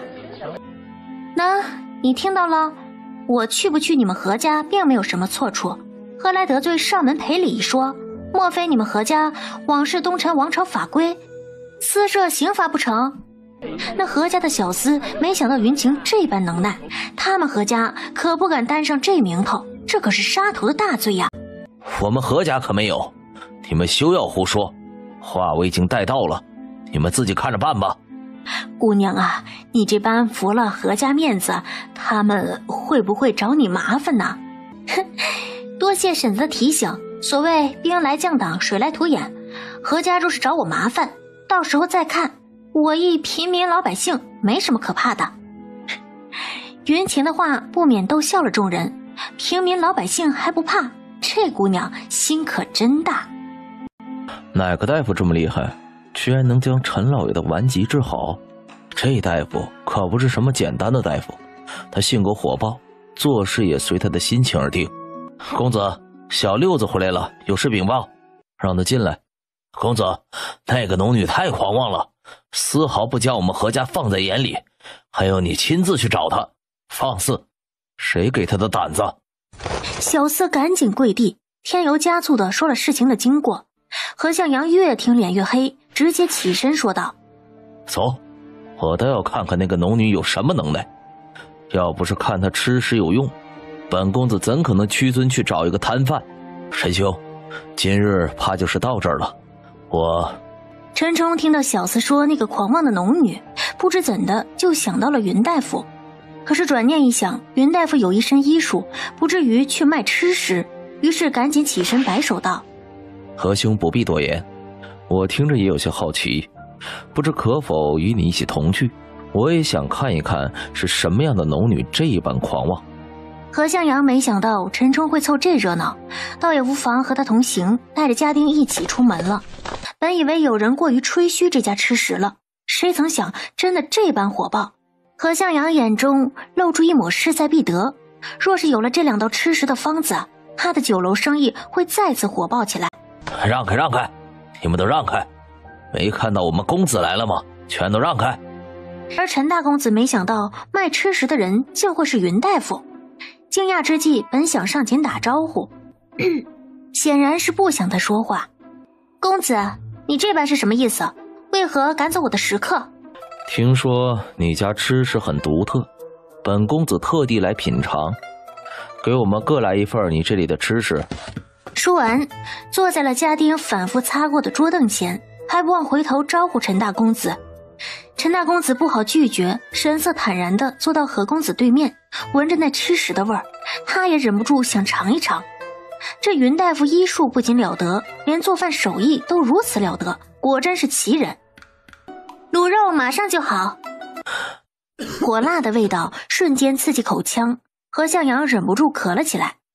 周围的家丁见状，还以为云晴放了不该放的东西进去，立刻朝着云晴围了过来。你们要干什么？让开让开，没见过世面的东西，大惊小怪什么？你家公子不过是被辣到了，瞧把我的2个同伴吓的，小心我找你们要赔偿。都退下。2位公子，刚才你们也看到了，我这吃食有没有问题，你们可是最清楚的。本摊吃食当面查验，过后不付，还请你们自己查验清楚。2道吃食方子，30两卖给本公子。不知公子想买哪2道方子？这30两，公子怕是说笑吧？何出此言？面皮和卤肉，光做成这2道菜就有数个方子，不知公子想买哪道方子啊？若是每个工序都买下来，我怕公子买回去入不敷出啊。耍我？什么叫耍你？我那2道方子价值1000金，出不起价就出不起价，人家好客来出价500两我都没答应，这么抠门的价格还好意思说出口？公子，买卖讲究你情我愿，相信贵府也是坚信这般才会拥有如今的富贵。小女子一介白衣，公子不会为难小女子吧？他是小瞧了这农女，牙尖嘴利，简短几句话差点让自己下不来台。这周围的人都看着呢，他还不能拿他怎么样。李叔，这方子我不卖，我有用，再加上你们铺子不需要这种吃食，想要菜谱，我每个月拿4道过来，只不过我有一个条件。丫头，你说什么条件？李叔，我想你们应该还有几个店，所以我打算以菜谱入股的方式参与分红，每个月提供4道新菜，只要是我提供的菜产生的收益，我们3切分，我3你们7，您看如何？李掌柜没想到云晴会提出这样的条件，暗道这丫头果然不一般。不过这件事儿他得写信告知了才行，同不同意要看那位的意思。李叔，这方子我不卖，我有用，再加上你们铺子不需要这种吃食，想要菜谱，我每个月拿4道过来，只不过我有一个条件。丫头，你说什么条件？李叔，我想你们应该还有几个店，所以我打算以菜谱入股的方式参与分红，每个月提供4道新菜，只要是我提供的菜产生的收益，我们3切分，我3你们7，您看如何？李掌柜没想到云晴会提出这样的条件，暗道这丫头果然不一般。不过这件事儿他得写信告知了才行，同不同意要看那位的意思。村里有些人应该知道我在城里卖吃食吧，今日召集大家就是因为这个事儿。我卖的面皮和卤肉2道吃食在县城很是火爆，你们只要去城里打听便知。今日在这里是想告诉大家，从今天起我会无偿教大家做这2道吃食2天，学会了你们自己去城里卖。众人脑袋仿佛炸开了锅，秦丫头说什么？她要将吃食拿出来教给大家？他们确定没听错呀？是不是真的呀？秦丫头，你该不会是骗我们的吧？吵什么吵？都给我安静！秦丫头好心教你们做吃食，赚点银子贴补家用。你们倒好，在这里怀疑这怀疑那的，说些风凉话，不想学的赶快滚！云晴也是第一次见李正发这么大的火，同样也是为了村里的未来，不免为之感动。2道吃食我教会大家，不过我有几个条件，同意的就在李正和村长那里签字，不同意的立刻走人。第一，面皮和卤肉的价格分别是1碗5文钱和10文钱，任何人不准贱卖和涨价。第二，卖吃食的秘制调料从我这里购买，市场价出售。第三，不能将做法泄露或者卖给任何人，否则吃官司逐出东庙村。第四，凡是卖了这2个吃食的人，家中5岁以上的男孩必须送到学堂认字，否则属于违约，进行双倍赔偿。他最开始卖面皮，一是想有个收入，毕竟那会儿他很穷，给人去看诊不太现实；二是想着卖一段时间后，将这个吃食交给村里人。如今正好是个契机，又可以解决村里穷苦，让孩子进入学堂。什么吃食卖那么贵，5文钱1碗，送孩子去学堂，他们想都不敢想的事儿。别人能学，你们俩不能。众村民听到云晴的声音，瞬间看向薛墨2口子。凭什么我们不能学？我们好歹是一家人，打断骨头还连着筋呢。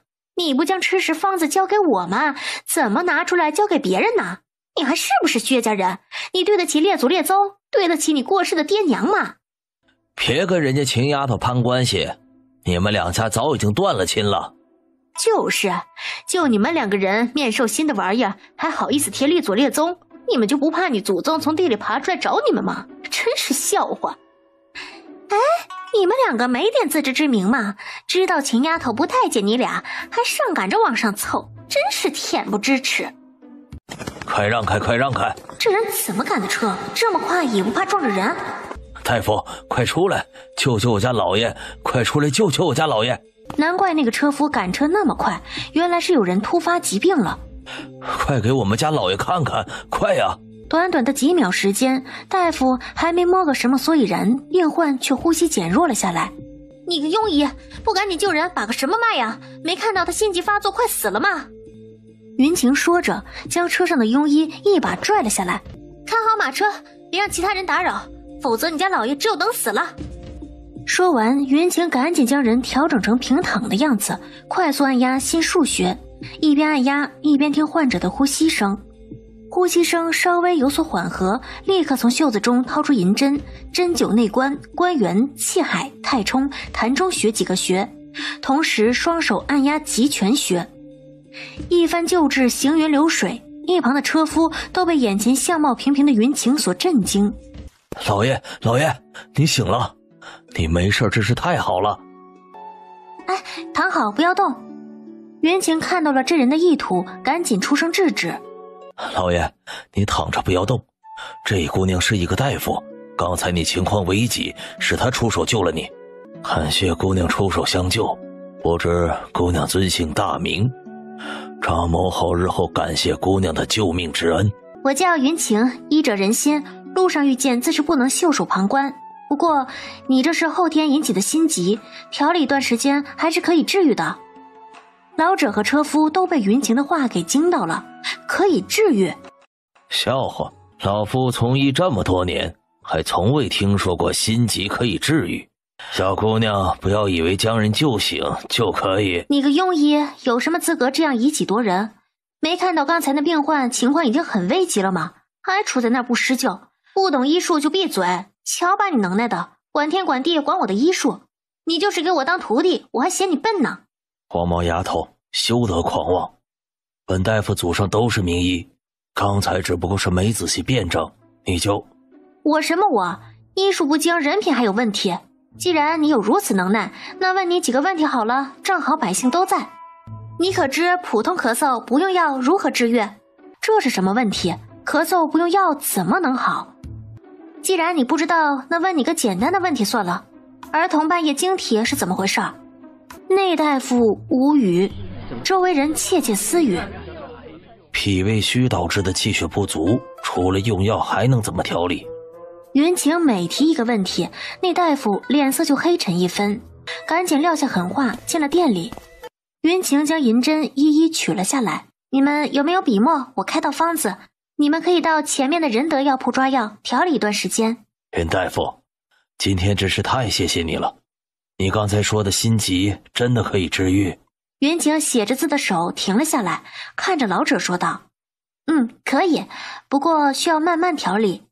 张老爷没想到自己求医数载，今日居然碰到了神医。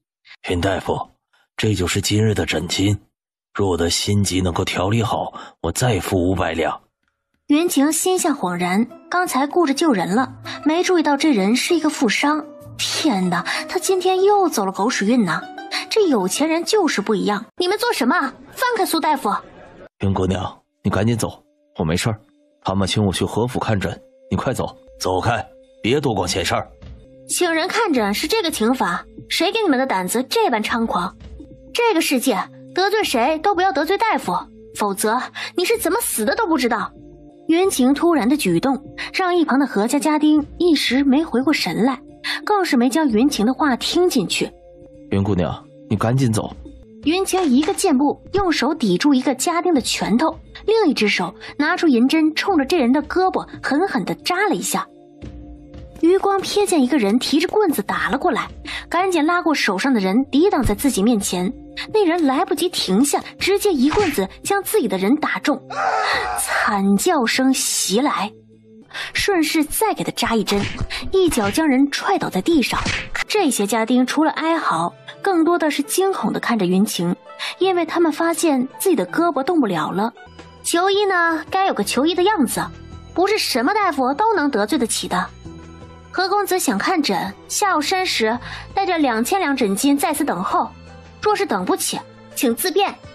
除了本姑娘，没人能够救她，滚！那个女子就是他们要请回何家看诊的大夫。没想到那个女医这么不起眼，今天他们是踢到铁板了。云姑娘，那何公子什么症状你怎么会知道？还有你打了那些家丁，不怕他们给你穿小鞋？哎，你就别管我说的了，下午他肯定会过来，你该干嘛就干嘛。若是他敢找事儿，我就敢给他不治；他若阻拦你生意，我就敢给他提价。为医者自当有这种魄力，你可要好好学着点儿。苏掌柜听着云晴这番大逆不道、气势滔天的话语，整个人有种心潮澎湃的感觉。姑娘，你可来了，这2天正想着怎么找你来着。都是我的不是，让李叔费心了。以后有事找我可以到东庙村，或者到西街的仁德药铺。不知李叔找我，可是那日的事情？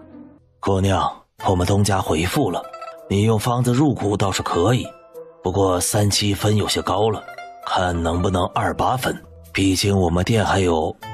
好，那就28分。其实他从一开始想的就是28分，毕竟自己一不靠这个赚钱，二还想拿好客来当后盾，多少分他都能接受。李掌柜赶紧拿出自己准备好的契约交给云晴。姑娘，我们东家说了，若日后受到什么麻烦，可以过来找我们，毕竟你给我们提供了方子，其他酒楼的人难免查到什么消息找你麻烦。何公子，云深已有交代，申时他会过来，您在此稍作等候。难道要本公子和那些贱民一起看诊？本公子屈尊来你这个地方不好好招待也就罢了，还敢什么？本姑娘自是不知何大公子这般高贵，既然你天命不凡，本店庙小，就不容你在这儿受这副委屈了。您请便吧。你是那个女医？哼，看来还不是无药可医啊。张老爷和陈老爷是你诊治的，可是你不是在早市？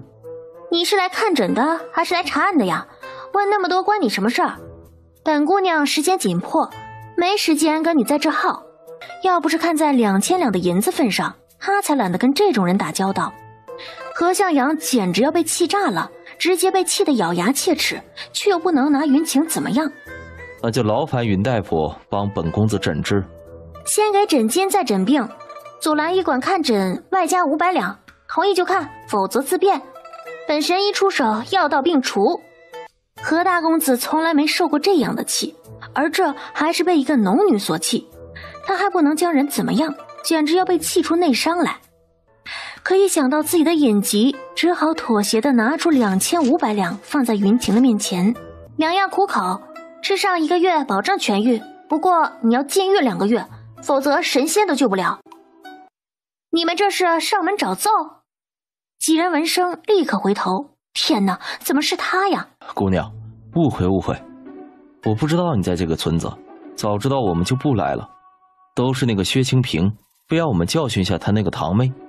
我们可还没进去，刚刚到门口。云晴没想到是薛清平的主意，这几日忙着自己的事儿，倒将那家人给搞忘了。云晴有了计较，直接让这些人去找薛清平，将他打残。既然心已经变坏了，那就别去读圣贤书了，简直污了读书人的脸。又听到云晴威胁的话，赶紧点头答应了。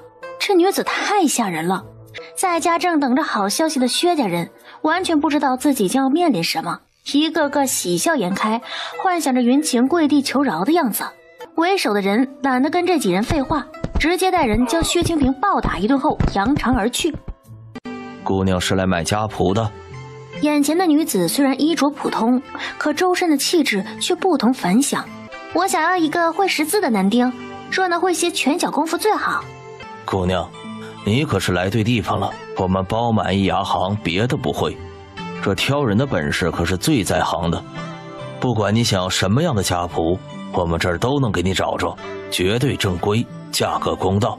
说着，点着云晴到大堂坐着休息。片刻的功夫，人被带了进来，8个人排成2排，看着这几个人的模样，20多岁、30、40岁都有。刚才他有注意到，其中一个人走路有些跛。我念叨的这几个人站在前面来：赵大树、牛大全、高权贵、贾青，你就不用走上前了。姑娘，我赵大树能认字，也会武，为什么不要我？是啊，你能文能武，心思还不正。本姑娘家庙小，不收小人。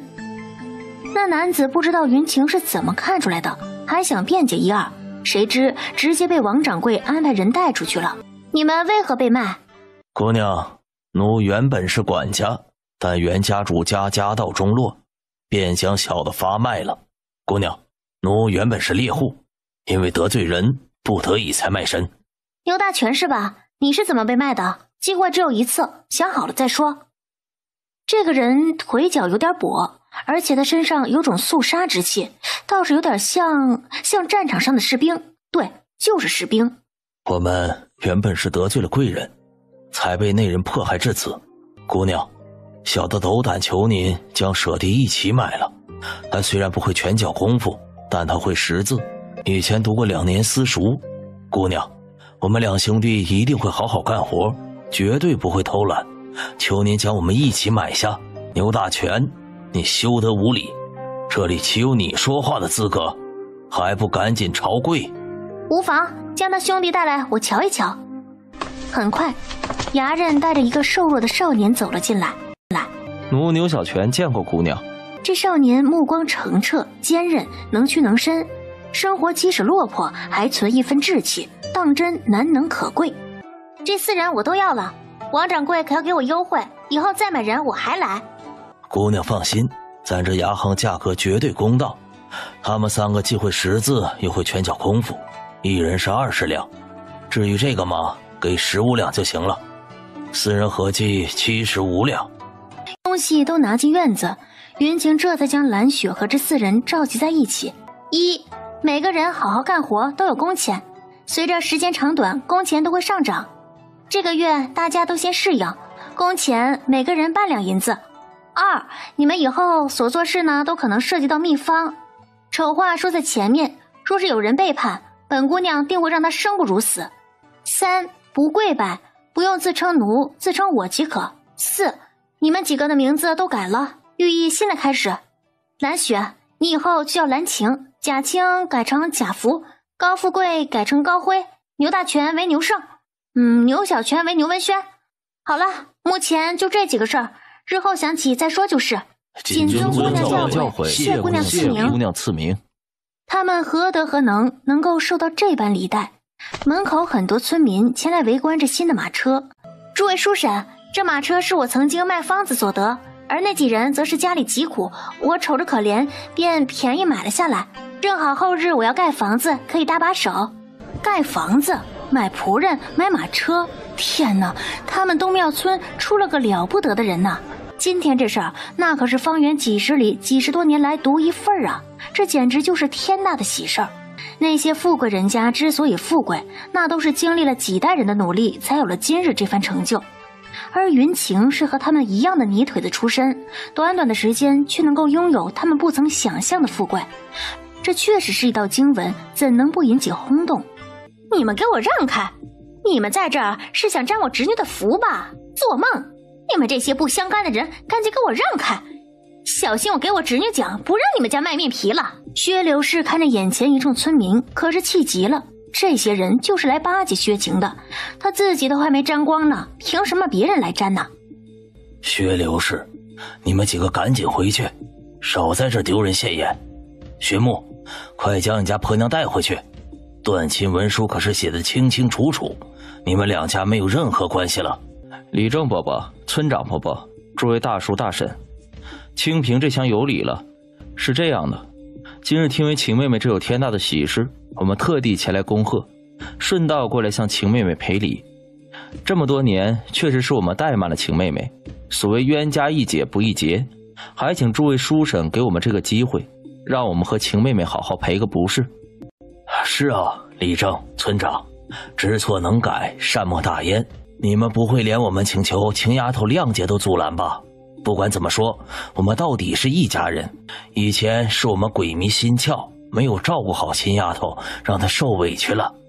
如今她生活得好，我们也不指望能沾她的光，只要能求得她的原谅就行。李正和村长一时有些无措，人家这是上门赔罪，他们确实不好阻拦。薛家几人心中暗喜，哟，你们这一家子是想上门赔罪，还是前来攀关系好打秋风啊？晴妹妹，我们此番前来真的是找你赔礼道歉的。这几年我们确实亏待你了，如今你过得好，我们就心满意足了，不求其他的，能得到你的原谅足矣。瞧这一家子虚伪的模样，瞧瞧那薛刘氏和薛兰，那眼神都要粘到自己家的马车上去了，真当他是傻的不成？哦，只想让我原谅你们？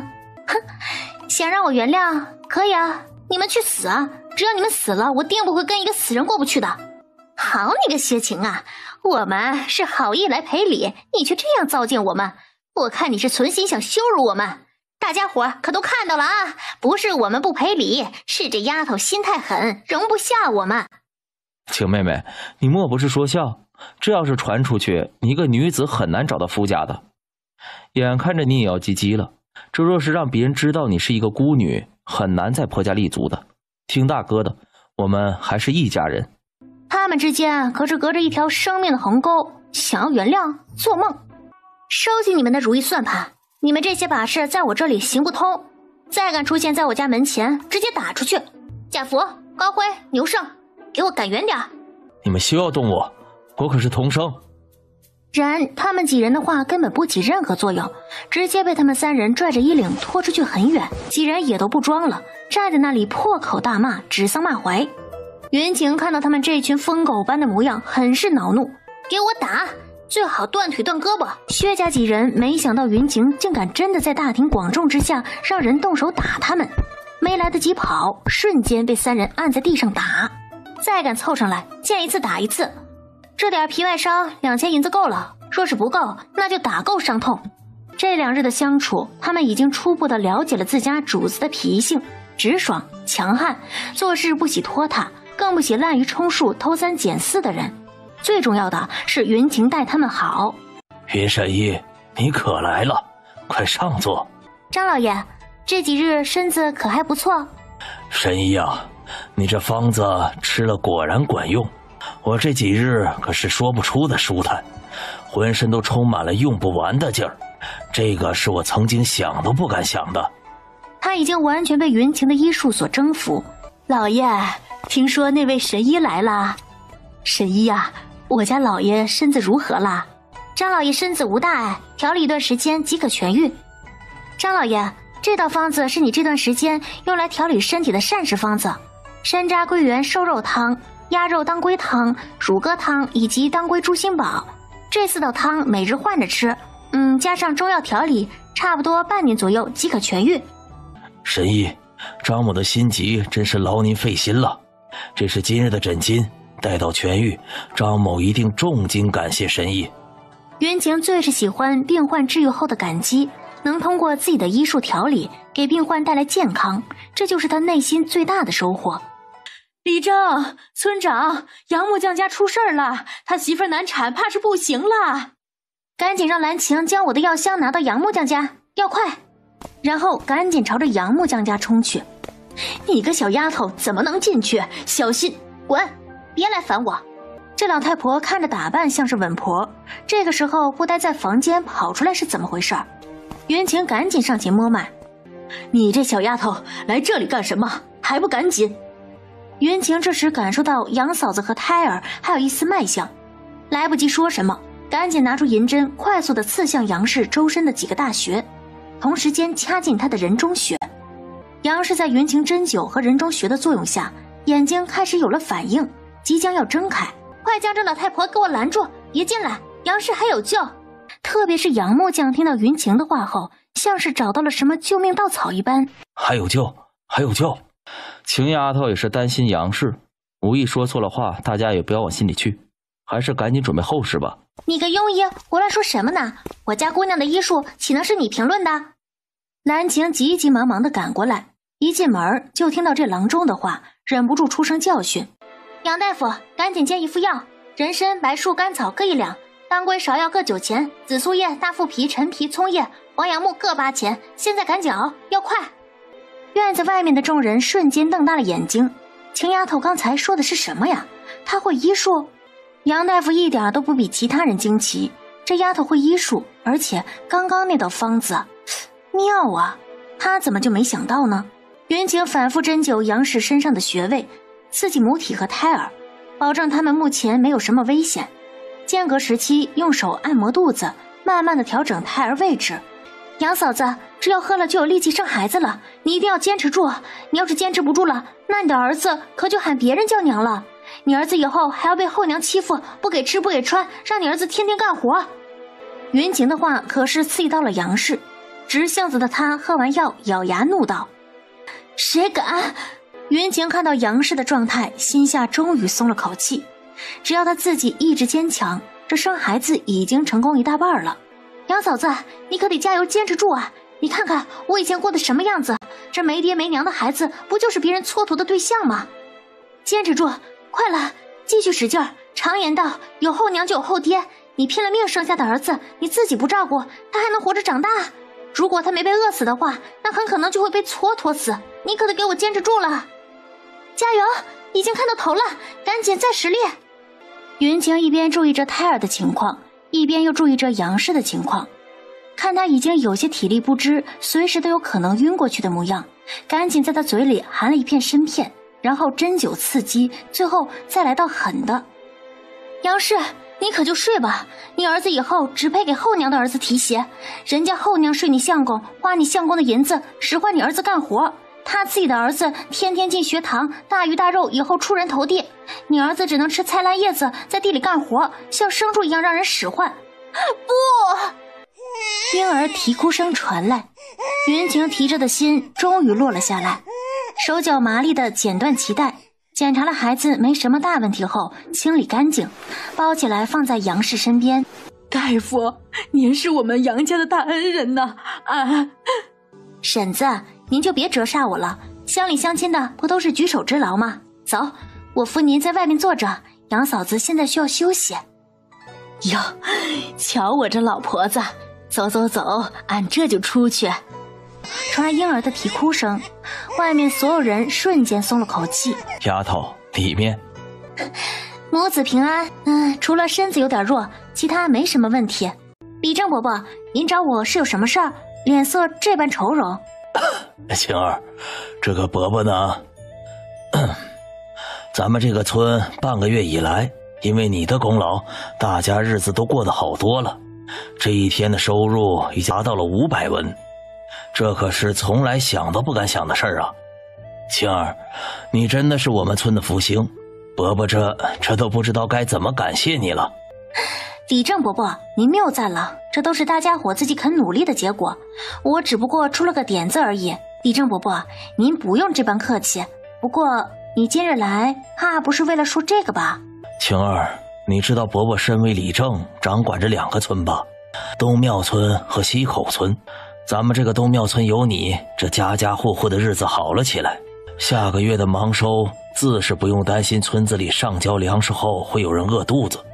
不过这个西口村可就不一样了，全村跟咱们东庙村一般大小，村民都是靠天吃饭，只有几户人家偶尔会在城里找到活干，但都是短工，那工钱又不够养家的。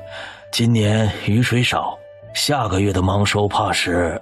晴儿，伯伯今日厚着这张老脸，就是来想问问你，你有什么好的办法可以帮帮他们？晴儿，伯伯让你费心了，你要是没有办法便罢了，伯伯这10多年也是没辙。李正伯伯，西口村既然是你所掌管，如今您都开了这个口了，我又怎好不管？只是我对那个村不熟悉，村民到底是个怎么样的，我无从知晓。再者，我还没想好要怎么帮到他们。不如李正伯伯，您等个几日的时间，让我仔细想想如何？这秦丫头如今可不同往日，自己又有本事，还帮村里人过上好日子。就她弄的那个农家肥，这2日明显的看到庄稼茁壮了不少。该死的，谁这么大胆？这是说媒还是逼婚呢？有没有经过姑奶奶的同意就这般大张旗鼓？可恶！停停停，都别给我吹了，你们是打哪儿来的？是不是走错地方了？赶紧给我走远点，别让人误会了去。大喜呀，大喜！姑娘，您就是薛晴吧？瞧这人长得多标致啊！行，别胡乱说话，这里没什么薛姑娘，你们赶紧给我走远点。你们是什么人呐？知道我们是给谁办事吗？这般无礼，快让薛家姑女出来迎接！什么人这么不长眼，挡着我家的道了？好狗不挡道，你们不知道吗？哼，哎呀，这谁啊？吓到我了！这长相绝了呀，跟如花有的一拼，差点吓到自己了。众人听闻云晴的话，都笑出了声。你个小丫头片子，休要狂妄，得罪我陈红娘，没你好果子吃啊！哟，看你年纪也不小了吧？只要我一句话，你就找不到好姻缘。长得丑啊，这脑子也不好使，还不赶紧回去看病，杵在这儿干啥？再站我家门口，我就要收费了。你就是薛家姑女薛晴，正好，你这般无礼，我也不同你计较了。朝我低头认个错，红娘我啊，便促成你跟穆家公子的喜事。你是不是有病啊？结什么亲呢？姑奶奶的亲事轮得到你插手吗？你算哪根葱啊？管天管地管到你姑奶奶头上来了，也不怕闪了舌头？快给我滚！你个没教养的，你算什么东西配跟我提教养廉耻？别人说媒那是循规蹈矩，你倒好，强买强卖。这世上哪有这样的道理？你说个媒的还高人一等了不成？还想拿人姻缘威胁？莫非你比当官的还能耐不成？哼，可以左右别人的人生了？哼，跟他耍横是吧？那今日就让他看看到底谁横得过谁。父母之命，媒妁之言，我陈红娘还真能做得了你的主。你这般狂妄，我定会如实告知穆家，让他们好好管教。你个死老太婆，脑子里装的都是翔吗？精神病院出来的也比你正常，还想做本姑奶奶的主？瞧把你能耐的不行，你咋不给王侯将相去说媒呢？你不是挺能耐的吗？我什么我？本姑娘可不是什么愚昧农女，任由你败坏我的名声。真是丑人多作怪，欺负到本姑娘头上来了。姑女怎么了？姑女就该受欺负吗？谁给你的胆？牛剩几人简直都要凌乱了，他们家姑娘简直了。陈红娘气得上气不接下气，全身颤抖。你这死老太婆，咋就这么厚脸皮？都这么丑了，说了老半天还不自知，你是耳聋还是眼瞎呀？自己长什么样心里没点数吗？就这模样，哪来的自信做媒婆？嗓门这么大，我看你啊，还是改行做哭灵人倒是合适。别急着晕啊，我的话还没说完呢。你这模样做哭灵人倒是屈才了，怕把那些生魂给吓了投不了胎。你呀，还是做守墓人合适，专门镇守那些穷凶极恶之人的墓，那些鬼魂啊，保证被你吓得不敢出来。辟邪包管用。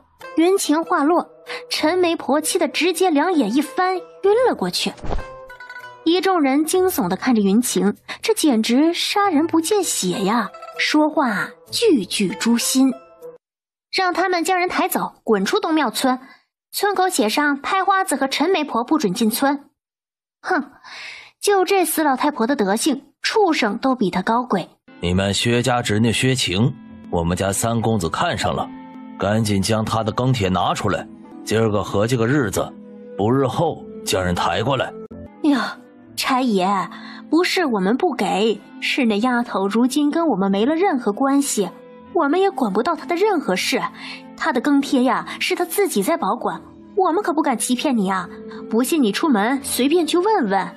薛刘氏打着自己的小算盘，看到林家家丁有些不相信的模样，再次开口加了一把火道：哎，差爷，承蒙贵府看得起，是那小妮子的福分，只是这侄女不受管教，根本不待见我们。要不你现在随我去她家，想来听到你们的来意呀，定会痛感涕零，感谢你们的。走，前面带路。那就是你们要找的人，薛晴。那同行的媒婆一听，翘着兰花指，身子一扭一扭的走进云晴家院子。哎呀，你就是薛家姑娘啊，长得可真标致啊！老婆子我呀，今儿个是来给你报喜的。林家三公子仪表堂堂，饱读诗书，俊美不凡。如今啊，愿与姑娘你喜结良缘，纳入林家，以后荣华富贵定是享之不尽呐，姑娘。我去，他这是捅了什么苍蝇窝呀？怎么都自我感觉良好的上门提亲呢？姑娘，本姑娘不认得你们林家，你们怕是找错人了。我家庙小，容不下你们，你们赶紧给我走。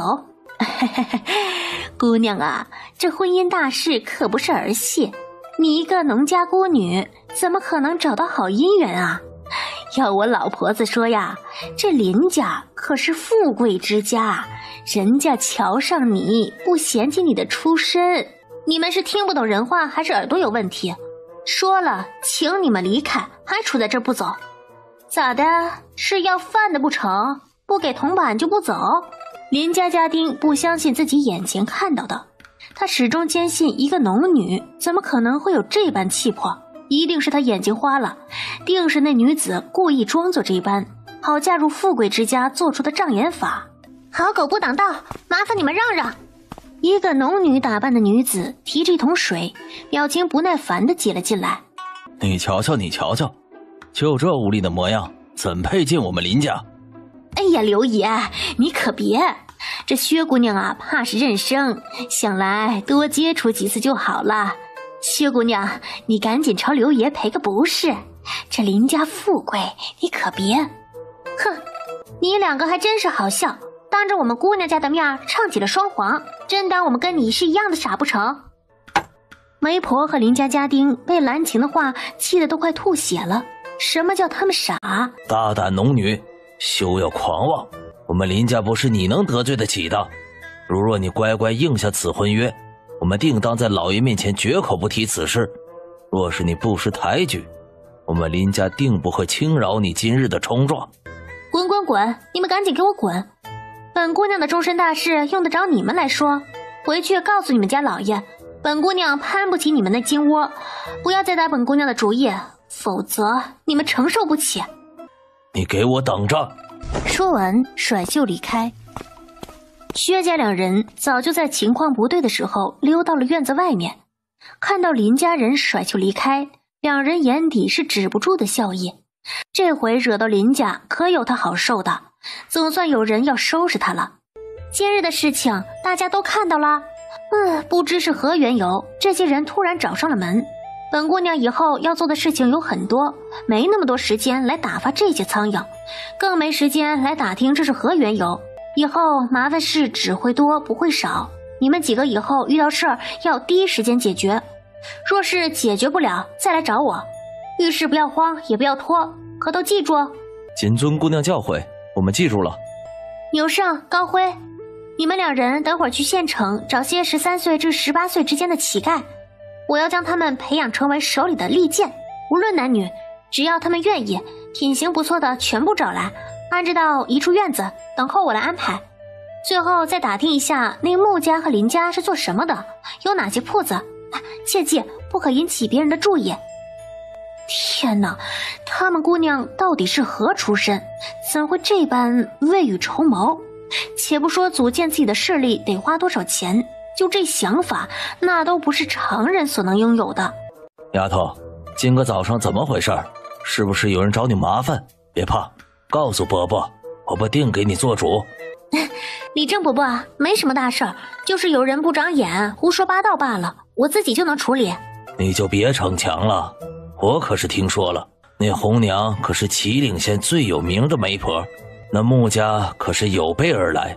今日你服了他们的面子，他们定不会善罢甘休的。丫头，伯伯这里倒是有个主意，不知当讲不当讲。李正伯伯，有什么话想说的，您直说就是。丫头，你也瞧见了，那穆家在祁岭县那可是不一般呢。你这家里没个可靠的人，要不你张婶给你找户不错的人家先定了亲，这样那些人便不会来打扰你了。对对对，丫头，之前伯伯也没往那方面想，你这也不过半年的时间就该寄籍了，确实该介绍个亲事了。你小张婶儿也有认识不少青年才俊，空了也可以帮你把把关。那穆家和林家无论是哪家，我们都得罪不起。丫头，你可要小心了，听伯伯的话，找个……梁辉啊，你说的林家是怎么回事？莫不是今日他们两家都上门提亲来了？所谓家有好女百家求，秦丫头那可不是一般的女子。丫头，就听两个伯伯的，我们给你……李正伯伯、村长伯伯，你们可别给我一亲。今日的事儿我有办法化解，你们就不要担心了。我还有事儿，我就先走了。记住啊，不要让两位婶子掺和这事儿，不然我就不理你们了。且不说以后自己会不会回到华夏，就这姻缘，他最起码也要自己喜欢才行。娘，你说的可是真的，没有半分虚假。是，奴家怎敢欺骗穆夫人您呐？奴家说的句句属实，绝无半分虚假。朝着那陈媒婆摆摆手，示意她退下。娘，儿子知道你想说什么，不过儿子倒是有话说，您不妨听听。那农女这般狂妄，能将陈红娘气成这个样子，倒是出乎我的意料。你想想，那陈红娘什么性子？从来只有女子被拿捏的份儿，何来她今日这般恼怒？穆夫人一听，细细想来，好像是这么个理，不过还是没明白自家儿子话的意思。维尔啊，你说的是什么意思？娘没明白。那女子不是本性如此，就是背后仰仗着好客来。普通人家听到我们穆家的名号，哪个不是恭恭敬敬的？即便是城中人听到穆家纳妾，哪个不是挤破了头将女儿送进门？这农女这般不将我们穆家放在眼里，肯定是仗着自己攀上了好客来，以为自己攀上一个酒楼的掌柜就可以目中无人了，真是可笑。威尔，依娘看呐，你也不用受这份委屈，收一个农女进门，这让那胡妹子知道了，指不定怎么笑话我们娘俩。那农女应该穷怕了，咱们直接用银子买菜谱，指不定那农女见到银子后给我们说几道方子。那好客来说的是不要找那女子的麻烦，可没说也不能跟她买菜谱吧。本公子倒是要看看那女子到底是何模样，说话这般狂妄，谁给她的胆？姑娘，苏掌柜遇到一个棘手的病患，请你前去诊断。直接回屋拿上自己的药箱。苏掌柜在云晴过来的那一刻停下了手上的动作，静静地站在一旁等待云晴看诊。这么重的病都能活到现在，简直是奇迹啊！拿出银针，朝着尺泽、中府、经渠等几个肺部大穴，方便排积液的穴位刺去。动作行云流水，让少康几人连连震惊。光是这一手的针灸，他们一个外行人都感觉到了其中的不同之处。给你道方子，你快快将其抓来。良久，云晴按摩完，收起银针。此人目前稳住了，死不了，不过还需5天的治疗，长久调养。这里杂乱，并不适合养病。若没猜错，这里除了你们3个，还住了不少人吧？这里不能养病，那要带温叔去哪儿养病啊？人生苦短，在于其中。可出人头地，受人敬仰；可堕落成泥，任人踩踏。所谓鸿鹄之志，不过是心中的坚持，尔等皆可成为你想要成为的那种人，只在于你们想与不想。他真的只是一个大夫？他说的话是什么意思？没有人生来就平顺，但富贵的生活都是努力出来的。我要组建一支属于我自己的势力，上可提剑斩杀敌人，下可伪装乞丐探听消息，从零开始学习，保管食宿，每月有银钱，贪生怕死者勿近。天哪，这姑娘说什么？还要组建势力？她是什么来头这么大手笔？晴姐姐，晴姐姐，求您救救我吧！以前是妹妹不好，总是欺负你。如今你若是帮帮我，我一定给你当牛做马，你让我干什么都行。求求你了，晴姐姐！你怎么还在这儿？赶紧走，赶紧走！我们家姑娘不见你。你要我救你？晴姐姐，我能不能进去坐一会儿？我在门口站了很久了。云晴心下嘲讽，这么快就露出狐狸尾巴了，蓝晴刚开始还奇怪姑娘为何让这人进来，这会儿看到姑娘的举动，心中猜到姑娘这是要整她。薛兰走进院子，内心很是紧张，想着怎么诉说自己的苦楚，却又不被看出来。谁知薛晴竟然只顾着吃饭，都不等她将话说完。晴姐姐，以前是我不对，现在你过得好，我也就放心了，我就用这杯茶敬你一杯，希望你以后越来越好。敬不敬茶不重要，以后多加管束好自己就行了。看着薛兰进入厨房，心中默默数着时间，果然她在里面多待了6个数的时间。喝下薛兰敬的茶后，面上耐心地说道几句后，薛兰就以天太黑，明日再来的借口离开了。来到厨房看了一圈，闻了闻那缸水中的水，眼中划过一抹邪魅，这可是你自找的。你们几个去提几桶水来。意识逐渐回笼的薛兰猛地意识到了什么，突然惊叫出声，将头又埋在了被子中。一个大婶直接走上前扒开被子，哼，俺当是谁这么不要脸，在祠堂前干出这种事儿？原来是你这个狐妹子，你们全家都是坏到骨子里了，这么小就耐不住寂寞开始偷人了。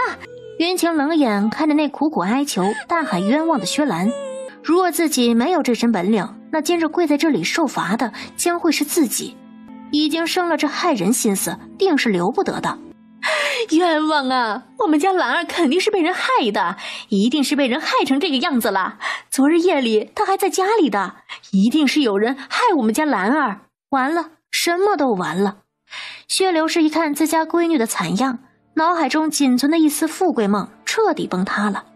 薛刘氏，喊你来不是让你来这里撒泼的，你瞧瞧你女儿干的好事儿，如今整个村子的颜面都被你们薛家给丢尽了，做出这等羞耻之事，喊你们来就是要告知你们，薛兰私相授受，亵渎祠堂，按规矩陈堂，男子乱棍打死。我不要死，我不要陈堂，娘，你救救我呀，救救女儿啊！大声哀求的薛兰忽然看到人群中的云晴，是你，对不对？我今日这般是你做的，对不对？哦，是吗？你这般污蔑我，那我是不是可以污蔑你啊？昨日你离开我家后，我家水缸中的水居然被下了迷药，晚上除了你有去过我们家，整个一天都没有第二个人进来。这么明显的事儿，怕不是污蔑你吧？这薛兰居然敢给秦姑娘下药，谁给的胆子啊？不是我没有，指不定是你得罪了什么人，休赖在我的身上。被全村人嘲讽，薛兰已经没了任何辩解的余地。薛兰指着薛晴，一会儿又指着村里所有人疯狂傻笑，众人都被薛兰这疯傻的模样疑惑住了。忽然，就在众人疑惑之时，薛兰突然朝着祠堂撞去。突然的举动，众人都没反应过来。薛兰撞向墙壁，身体慢慢滑落在地上。兰儿，是穆家2位公子啊，寒舍简陋，若是不嫌弃，那就随便坐吧。农村人没那么多规矩，还请见谅。不知2位公子前来所谓何事啊？本姑娘可是不曾识得你们穆家人啊。哼，昨日本公子就派人前来。穆玉阳差点被这猪脑一样的穆威气死，赶紧按住他的胳膊，打断他的话。姑娘，您别误会，昨日那媒婆自己乱做主，我们昨日已将她罚过了。听说你有一身的厨艺，特地前来拜访，想邀请你为我们穆家做事。当然了，荣华富贵、锦衣玉食定是少不了。荣华富贵、锦衣玉食，我真的可以拥有吗？是的，荣华富贵、锦衣玉食，样样都有，还有丫鬟婆子近身伺候，青砖大房任你住。穆玉阳不信这些东西还诱惑不了这农女，到时只要签订了契约，怎么说还不是由他说了算呢？去，赶紧帮姑娘我收拾东西，我们马上要过上荣华富贵的生活了，快去！穆玉阳看到这么容易就拿下了这农女，姑娘这是考虑好了，跟本公子去穆府为我们做事？那当然啊，马上要有10000两银子，5进的宅院，丫鬟成群的好日子了，干嘛不同意啊？你们穆家如此有诚意，姑娘我呀，肯定会尽心做事的。姑娘，你说的什么万两银子5进院子是什么意思？什么？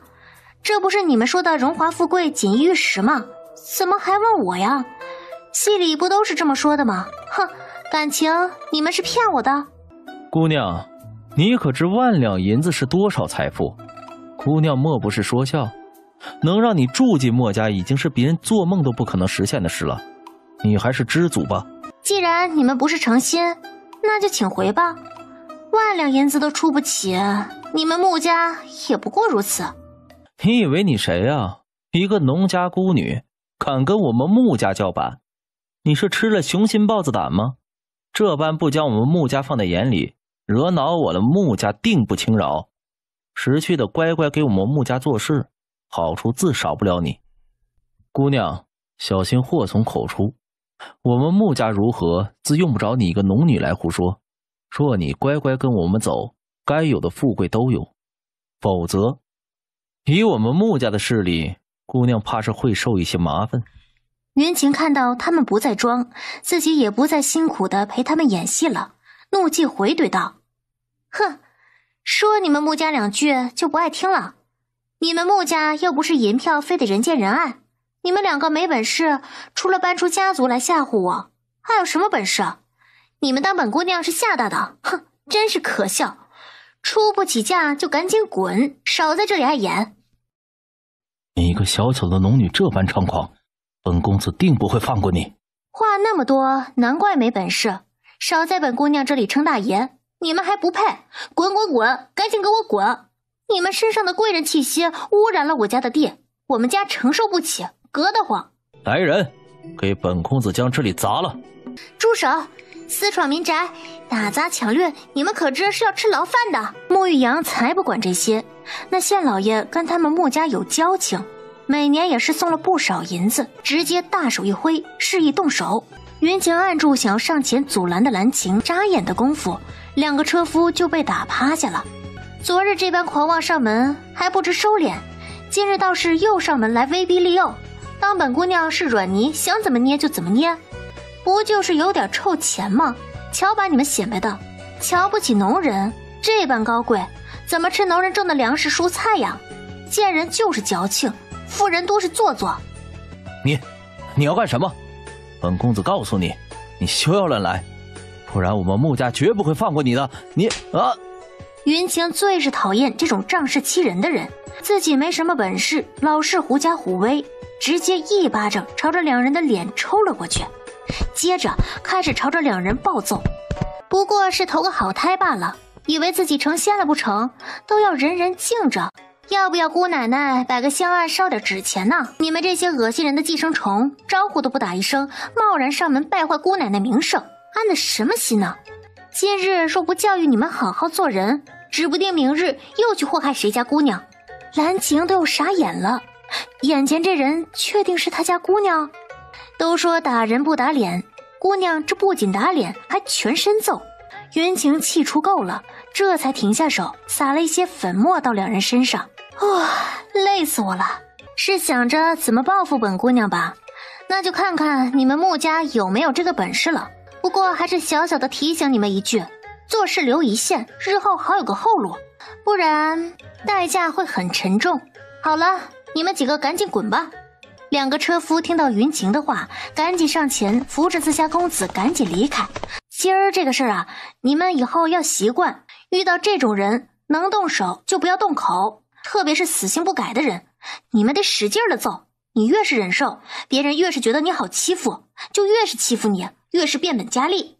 此刻的他们不知，有这样一位惊世骇俗的主子熏陶下，几人全部改了最初的做事风格，逐渐的向云晴看齐，成功的复制了云晴雷厉风行的火爆做事风格。李掌柜，以后可以叫我云晴，我还有一个身份就是女医，那药是我自己做的，怎么样，厉害吧？以后你要有个头疼脑热的或者前来找茬的人，尽管来找我，绝对药到病除，什么牛鬼蛇神都乖乖的站在你面前，恭恭敬敬的。女医云晴，云大夫，他是最近祁岭县富贵圈里吹得神乎其神的那位神医。将陈老爷子从鬼门关拉了回来，治好了何大公子的隐疾，半路出手救治了张家张老爷。他……李掌柜彻底被云晴的马甲惊得傻眼了。那穆家公子的怪病也是你？那穆家2个智障上赶着找揍，我可不能辜负了他们的好意，不是？哼，谁曾想他们那么弱不禁风，一巴掌就被打趴下了。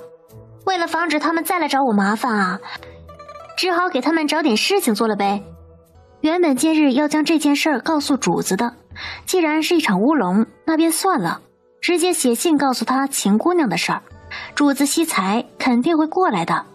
正好碰到你了，拿，这是我做的中药香姨子，这盒你自己用，其他几盒麻烦李掌柜帮我送给那些家族富裕的人，做个宣传。我在南街开了一个铺子，不日就要开业了，到时还得麻烦李掌柜前来捧个场。秦姑娘你客气了，这点小事儿包在我李某身上。开铺子有什么需要帮忙的，尽管找我李某，这别的事情不会，认识的人脉却是最多，到时候邀请一些富人前来捧场。咦，苏掌柜这铺子生意越来越好了呀，看来心存仁义给人看诊还是有回报的。这次全城数千人可盯着穆家，神医堂的名声应该早就到此为止了。他们一家铺子的庸医收费还那么高，集体势利眼，迟早要被百姓所淘汰。进到铺子，忙碌中的苏掌柜看到云晴，眼睛立刻亮了，像是看到救星一般，赶紧上前招呼道：哎呦，云大夫你可回来了，本想着去找你的，可是一早就有这么多人前来看诊，愣是忙得脱不开身呢。还好你来了。找我是有什么棘手的病症吗？还有，这些人并没生病，怎么过来看诊了？还不是那穆家的怪病搞的，现在全城的大夫都去穆家看诊，而百姓也不知道怎么想的，专门过来看诊抓药拿去预防。诸位选择仁德药铺前来看诊，我们表示感谢，但是没病就不要过来看诊拿药了，吃多了反而没什么好处，大家还是将看诊的机会让给真正需要的人吧。姑娘，你莫不是城中人，你不知道那穆家的怪病吧？听说那病啊还要传染，我们也是为了自保。是啊，姑娘，你不买药可别拦着我们。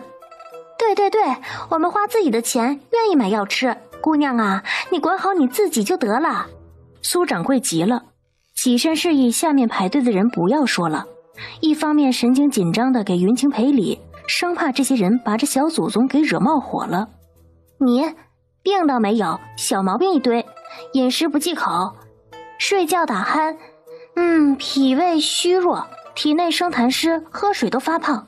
若是拿药，还不如拿几副调理脾胃的。酒瘾太大，已是伤肝，再不戒酒，注意肝胆养护，你离死不远了。云晴言语犀利地指出了几个人的小毛病，惊得这几人纷纷瞪大了双眼，脸上全是不可思议。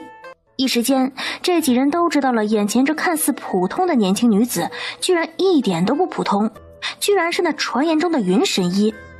灵白见过主子。此时，院子正在吃饭的一行人听到门口处的动静，纷纷放下筷子，起身站成2排。见过主子。不错，这才2日未见，变化就这般大。行了，大家都坐下吃饭吧，不要耽误了下午的拉练。是主子。姑娘，你应该还没吃饭吧？你想吃什么？我这就让翠娘给你做。见过姑娘，奴是翠娘，不知姑娘想吃什么，奴这就……不用那么麻烦，给我分出来1个人的量即可。另外，你自称我就行。本姑娘不是什么达官贵人，没那么多规矩。虽然之前牛管事有说过，主家是一个姑娘，待人很好，只要忠诚、规规矩矩的做事，不会有什么责罚。行了，你还有这么重的伤，好好躺着休息就是。我们家姑娘将你从鬼门关拉回来不容易，你可就好好的养伤吧。若真想感谢，等你好了再慢慢感谢我们家姑娘。感谢姑娘救命之恩，温某无以为报。若是姑娘不嫌弃，温某以后可以帮姑娘做些杂事。这里不需要干杂活的人，摸你脉象，若是所猜不错，你应该是习武之人吧？温某不才，曾经会些功夫，可是后来受伤，身体你的身体不出1-2个月即可痊愈。有件事想请你帮忙，不知你愿不愿意？温岭立刻瞪大了双眼，他的身体能够痊愈？1-2个月的时间就可以痊愈？姑娘有话请讲，别说1件事儿，就是10件8件都不是问题。姑娘为人仁善，想来也不会是什么杀人放火的事儿。想啥呢？我们家姑娘是那样的人吗？即使是，那也是恶人，该杀之人。既然你会功夫，那想请你帮我教他们功夫，3年即可。3年后来去自由，想待在这儿或者想离开都行，只需要保守这里的事即可。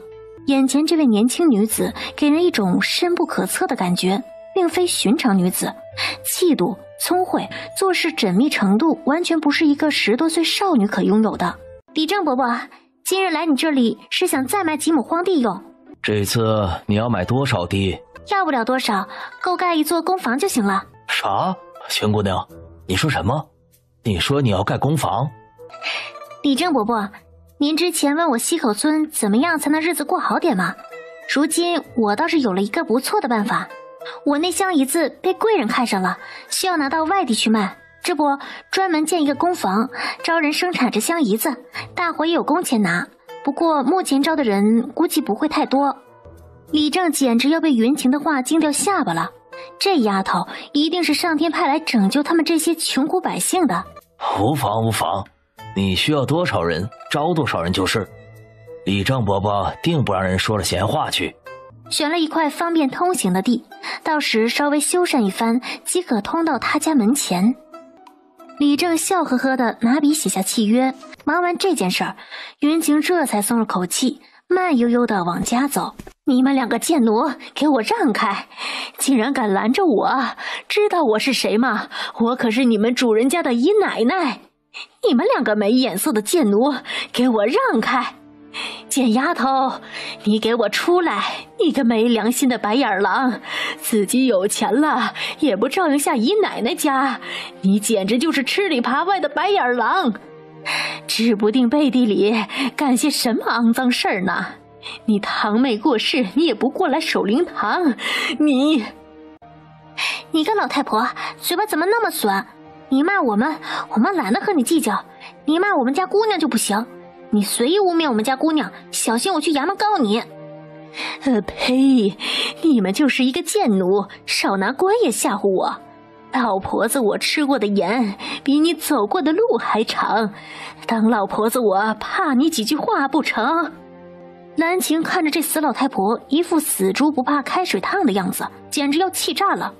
正想怒斥，谁知背后传来了云晴愤怒的声音：吃那么多盐，难怪你这么闲。薛家的事儿不够你管，上赶着来我家想拿捏我，真是不怕给自己累死。眼前这老太婆可不正是原主的亲姨婆冯杨氏吗？年轻时受尽极品婆婆蹉跎，好不容易熬死了婆婆，自己当家做主，成天想掌管家中大权，蹉跎别人。原主和他娘以前没少被这老太婆蹉跎，这冯氏一家没一个好东西。这薛兰一死，极品倒是都凑过来了。冯杨氏一家人看到云晴出来的那一刻惊呆了，衣着华贵，五官清秀，皮肤白皙，这哪里还是他们曾经认识的那个贱丫头啊？这丫头果然发达了。好你个贱蹄子，自己吃香的喝辣的，倒把我这个老婆子搞忘了。你个白眼狼，大不孝，赶紧将你新盖的那座宅子和马车交上来，否则别怪我到处说你大不孝。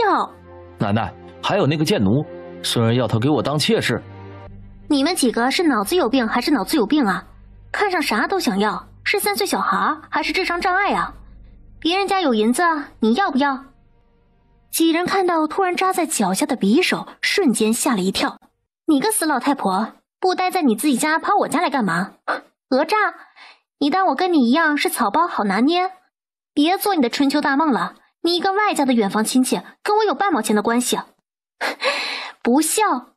我要是对你尽孝，我还不如养条狗呢。养狗还知道感恩，你只知道吸血。你个贱蹄子，你竟敢！你个死老太婆，你听不懂人话吗？吸血虫当久了，果然听不懂人话了。你们一家子人恶心的玩意儿，给我滚！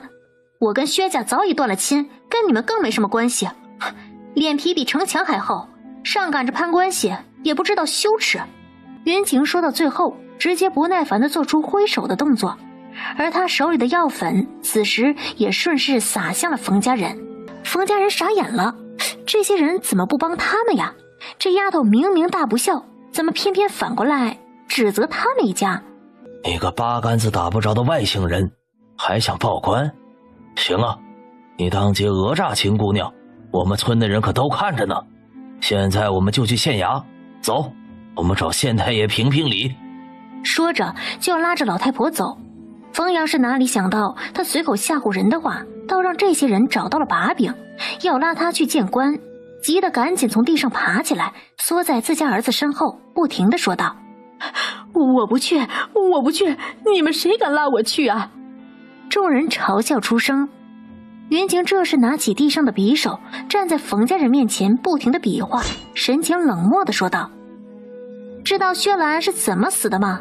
他想害我，谁知将自己搭了进去。你们冯家人说是有这个胆子凑上来，我一定保证他和薛兰会是一样的下场，不然你们试试。这时的他们才惊觉，眼前这人早已不是他们能够欺负了的了。得不到便宜，又被东庙村的村民指着鼻子骂，冯家人这才灰溜溜地走了。云晴从一进门就感觉到了一道打量的目光。莫老爷这般打量本神医，莫不是信不过本神医的医术？大夫，你说笑了，本老爷只是感慨你年纪轻轻就有如此医术，果然人不可貌相啊。莫老爷打算何时开始看诊？姑娘不是大夫吗？自是应该问你何时给本老爷诊病吧。语气有些嘲讽。云晴淡淡一笑，莫老爷说的是，本神医看诊有个规矩，先给诊金再看诊。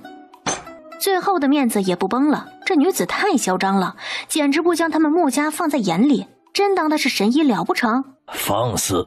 一个小小的女医竟敢这般狂妄，谁知道你是不是庸医，故意讹诈我们穆家，医治好了再给诊金，否则……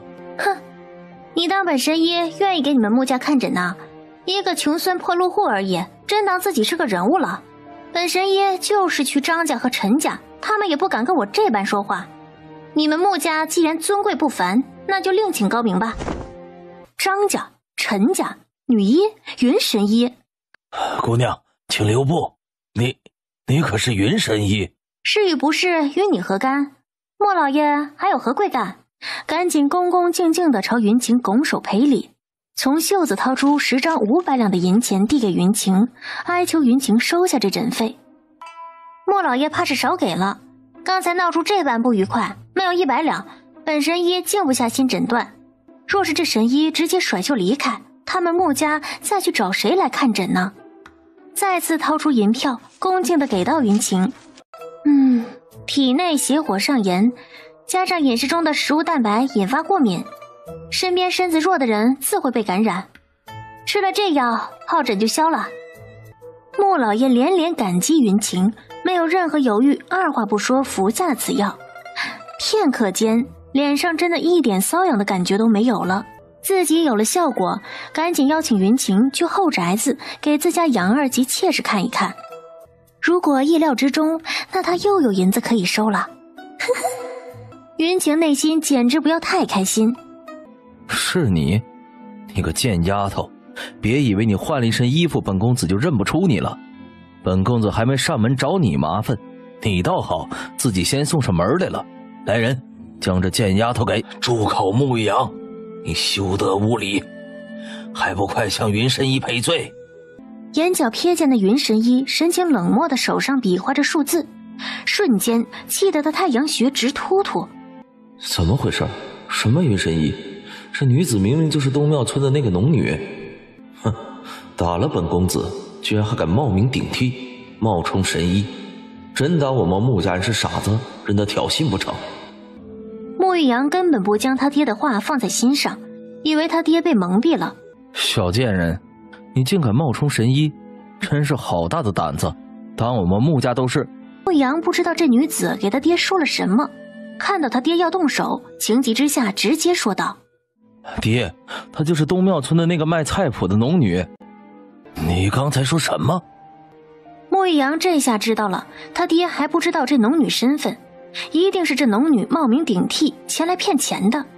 爹，这女子根本不是什么大夫，她就是那东庙村薛家孤女，是给好客来卖菜谱的女子。那日就是她将我们打伤的。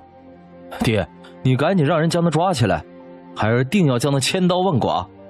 来人，将这不知天高地厚的小贱人给本夫人抓起来！门口的闻言立刻走了进来，想抓住云晴。他们这是看走了眼，得罪了这位神医。难怪官爷说要神医要5000两的诊金才肯上门，原来是他们贸然上门得罪了人家。穆玉阳一脸不可置信地看着眼前突如其来的变化，他爹他娘怎么都朝着贱丫头低声下气的赔礼呀？这种痛恨自己却又拿自己无可奈何，还要心甘情愿地拿银票给自己，这感觉简直太爽了。穆玉阳，你如今翅膀硬了，不听你爹的话了？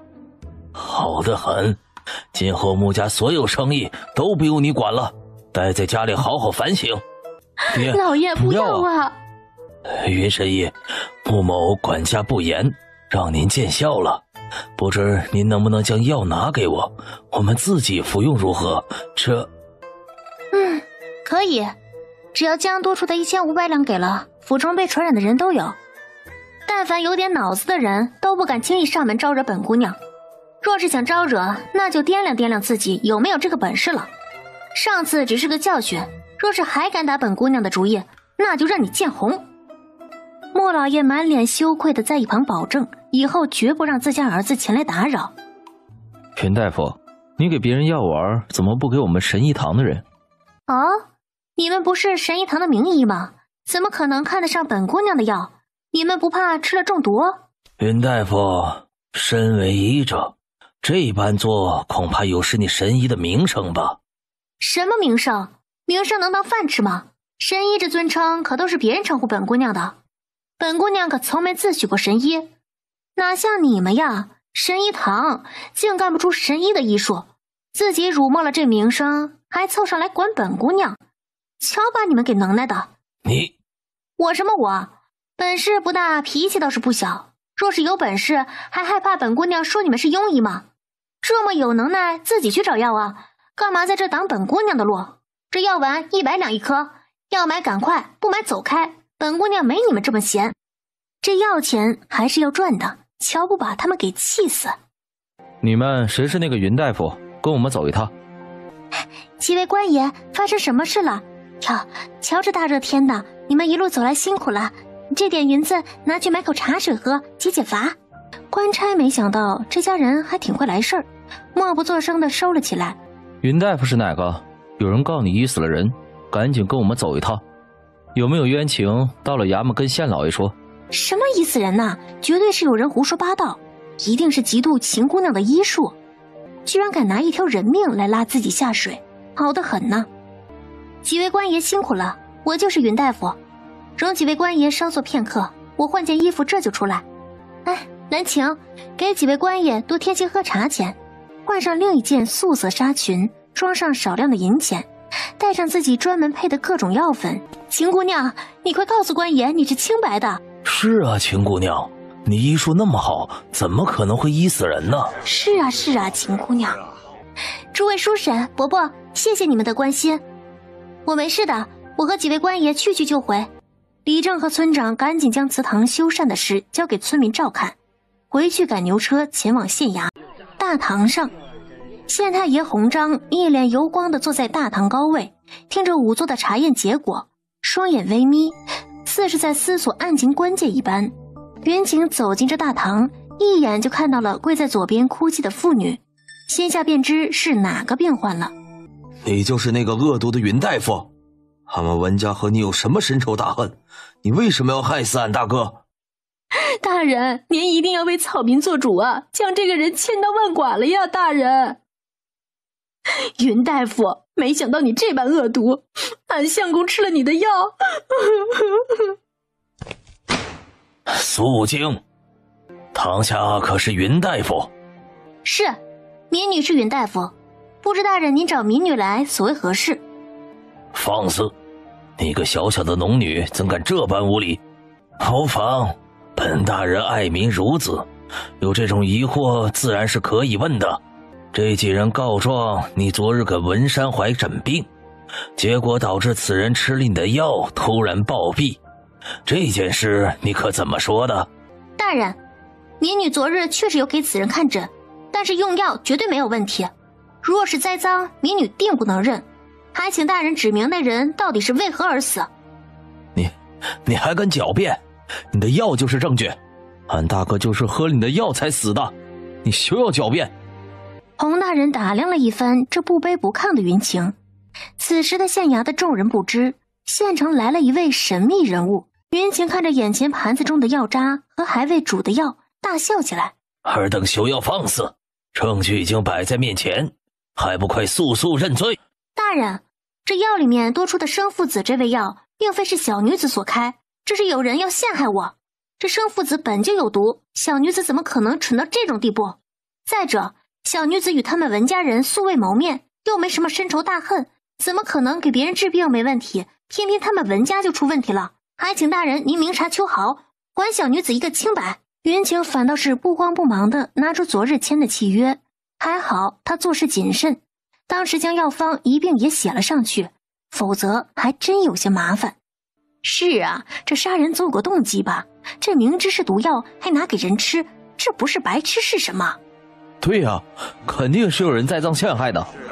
华清墨这才注意到堂中之人是那个女子，看到她镇定自若地为自己辩解，还拿出洗清嫌疑的证据，此女子做事的缜密程度果然不可小觑，眼中不禁多了几分欣赏。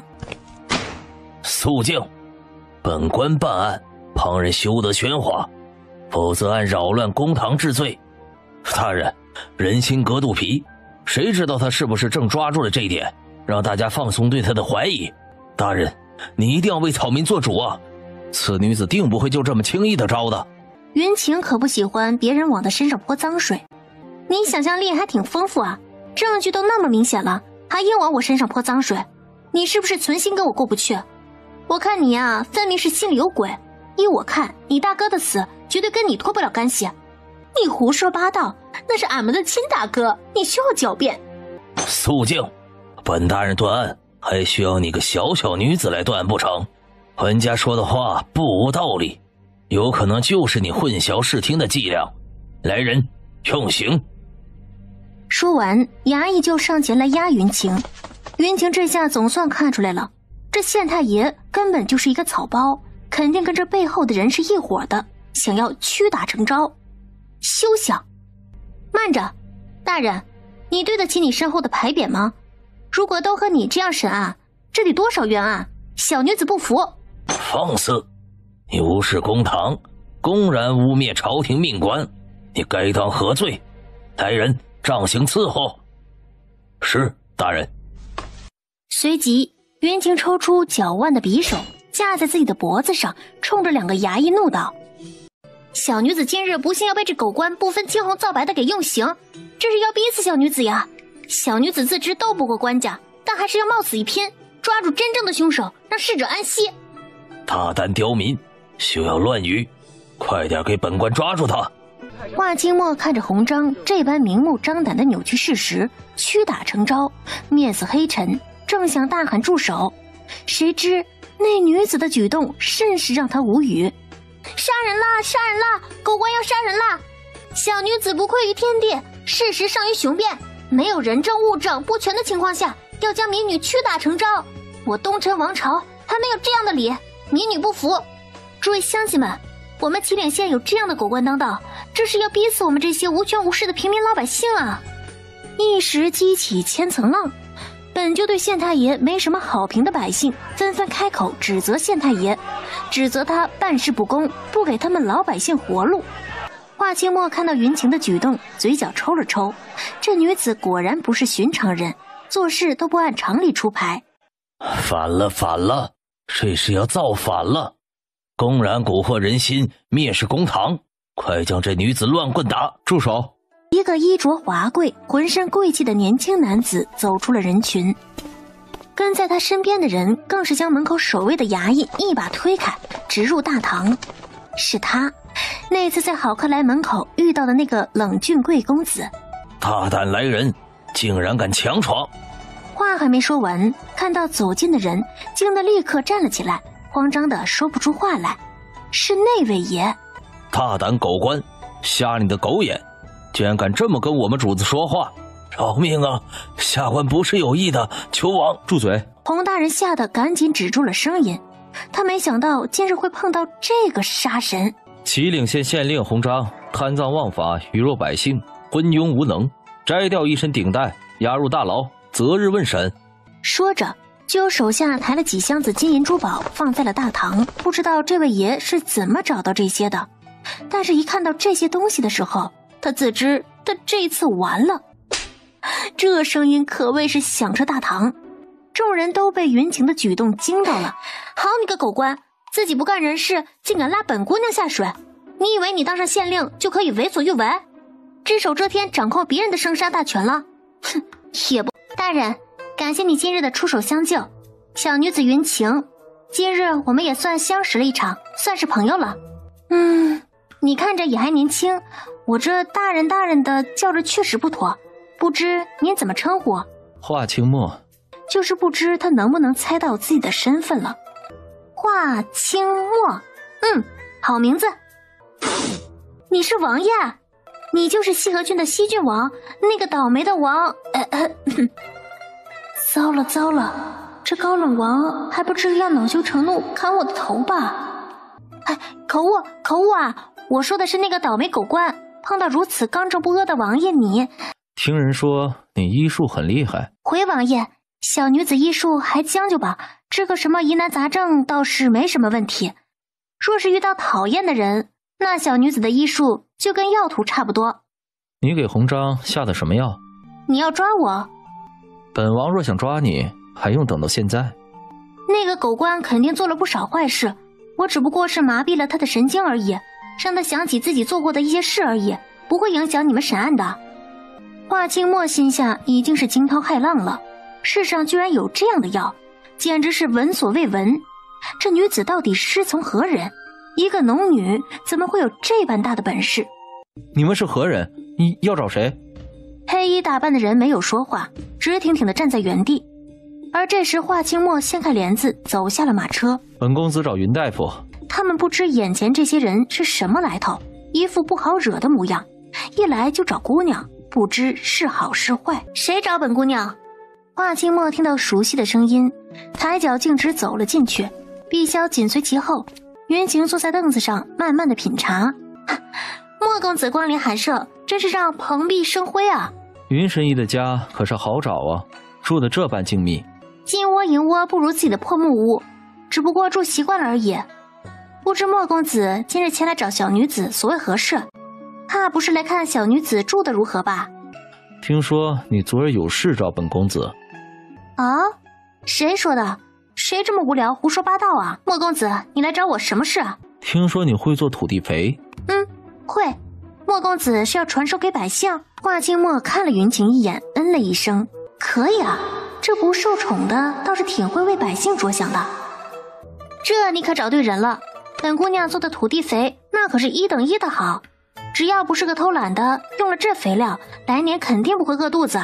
既然你说的这么好，可否带本公子看一看这用了土地肥的庄稼地？他也有从农司讨来的方子，可是效果并不显著。走吧，本姑娘这农家肥用的稍微晚了些，不然效果会更好。田间小路，云晴带着两人很快走到了距离最近的中等田。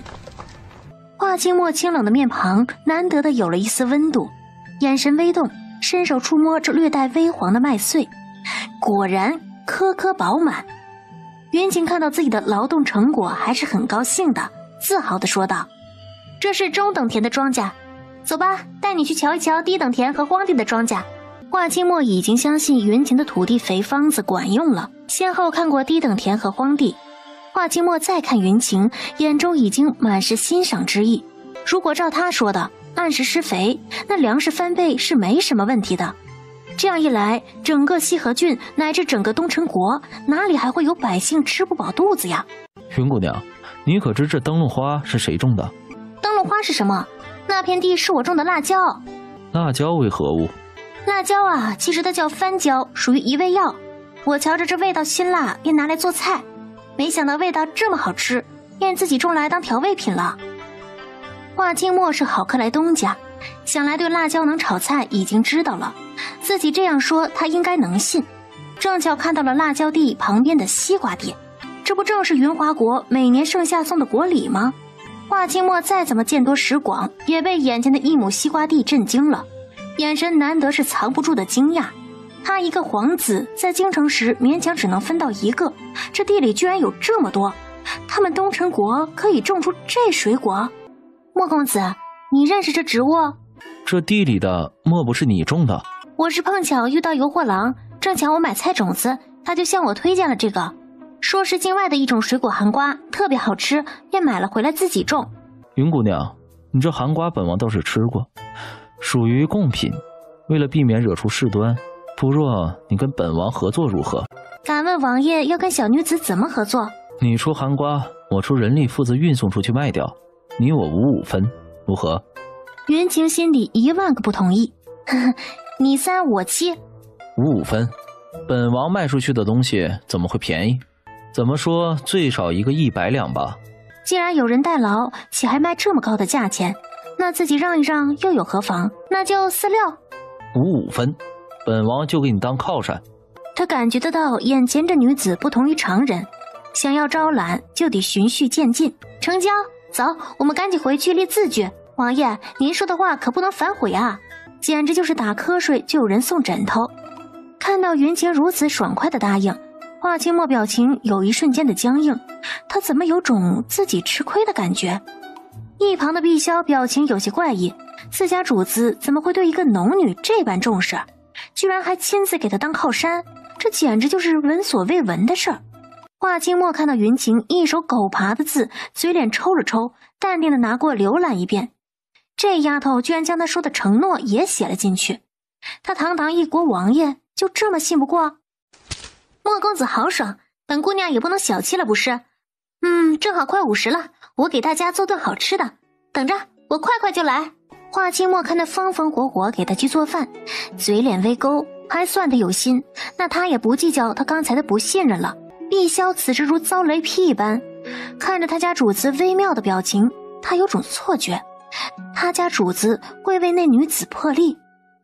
厨房，云晴一点也不小气地做了3个菜：鱼香肉丝、红烧丸子、凉拌灰灰菜，然后一人1碗油泼面。油煎的蒜香、辣椒香融合在一起，飘出厨房，勾得院子中的碧霄和华清墨眼神都看向了厨房。碧霄都忍不住吞了吞口水，他没想到这脾气暴躁的农女手艺这么好，油泼面趁热吃，特别好吃。碧霄这时看到2个人端着4个大碗给门外的人送饭，心道这姑娘人还不错，还能想起他们。哎，你在想啥呢？饭菜不合你胃口？华清墨回神，云晴看到很是怪异的华清墨，现在又突然盯着自己看，可把他吓坏了。他不会看上自己了吧？你怎么看着本姑娘？莫不是看上我了？你太小。谁知嫌弃他年龄小的无心之话落在云晴耳中，却像是一道惊雷。云晴立刻捂着胸前，你个臭流氓，往哪瞧呢？本姑娘还瞧不上你呢，还敢嫌弃本姑娘？你给我走，现在就走。大门关上，他们家主子被一个农女赶了出来。华清墨一脸黑沉，看着紧闭的大门，转身上了马车，冲着外面的人冷声道：回去打扫马厩1个月。可笑，他还真敢说。哎呀，瞧你这火爆性子，把靠山都给赶走了，这下好了，只能缩着走了。女孩子一定要保护好自己，哪怕是身份贵重的人都不要怕，一定要学会反抗。你说本王怎么样？回主子，您自然是一心为民的好王爷，一心忧国忧民。停，说什么乱七八糟的？本王说的是长相容貌。回主子的话，您的尊容堪比那天上的神祗，气宇不凡，不是奴才能够妄下定论的呀。华清墨看着他那样，后悔怎么问他这么蠢的问题，真是被那女子给气糊涂了。柔软无骨，纤纤细腰，这几个词瞬间充斥着脑海，使得身体僵硬在了原地。淡淡的药香味吸入鼻腔，不由得使他贪婪的想多吸几口。一旁的林武瞪大了双眼，意识到什么，赶紧背过了身子。这么惊恐的画面被他遇到，他家主子会不会罚他扫茅房啊？刚才真是多亏你了，不然可真要丢人了。今日我铺子开业，走，我带你进去瞧一瞧。眼神没敢看着云晴，直接说道：不用了，本公子还有政务要处理。既然莫公子要去忙，那就去忙吧，贺礼直接交给我吧。面对如此尴尬的局面，华清墨看到一脸笑容期待的云晴，鬼使神差的点头回应，并拿出一块羊脂玉质地的凌霄花玉佩放到了云晴手上。哇，好漂亮啊！谢谢你啊，莫公子，出手果然不一样，我记住你的好了，你去忙吧。林武在看到自家主子送出那件玉佩时，惊得魂儿差点飞走。那块玉佩和主子的身上玉佩是一对啊，是未来王妃的玉佩。不要围在马车周围，我有天大的好事跟大家说，你们几个赶紧去喊村长和其他村民，快去！李正啊，你要说个什么天大好事啊？现在跟我们说一嘴，我们也好高兴高兴。是啊，李正，这马上就要忙收了，大家伙可都愁着呢。你有啥天大的好事跟俺们说呀？是啊，诸位，本姑娘今日前来有3件事告诉大家。这第一件事就是本姑娘的工房不日就要开工了，现在需要20名工人，男女都可。村民瞬间哗然，争着抢着就要往云晴面前涌过来。都给我坐好了，听贵人说完，否则不招用。本姑娘今日只招一部分，但后面还会继续招人，不管是有幸被招的还是未被招的，都不要高兴和失落。工坊每个月会进行考核，不过关的照样不收，所以啊，大家都是有机会的。工坊工人第1个月3000银子，另外根据你做工的多少计算绩效，额外给到2000到1两银子。每月3天休沐，1年4套衣服，节日有糕点等礼品。众村民被云晴的一番话惊得瞪大了双眼，东家给的工钱这么高，待遇这么好，这简直跟做梦似的。这第2件事，本姑娘需要10位会做女工的人，需要在家做即可，针线、布料以及样品都会给到你们，不过多少材料能做多少东西，本姑娘心里有数。若是发现有偷工减料的，以后永不录用。工钱是按个计算，1个5文钱，额外还有1年2套衣服和节日礼品。这次的消息可是让村里的妇女震惊了，做女工不用自己准备针线，做1个就可以拿到5文钱，这一天要是做10个，那岂不就是50文钱了？天哪，这工钱可比绣帕子赚得多了。最后一件事，本姑娘长期收购皂角，3文钱1斤。柳村长和李正看到大家的眼神都飘到了树上，哭笑不得。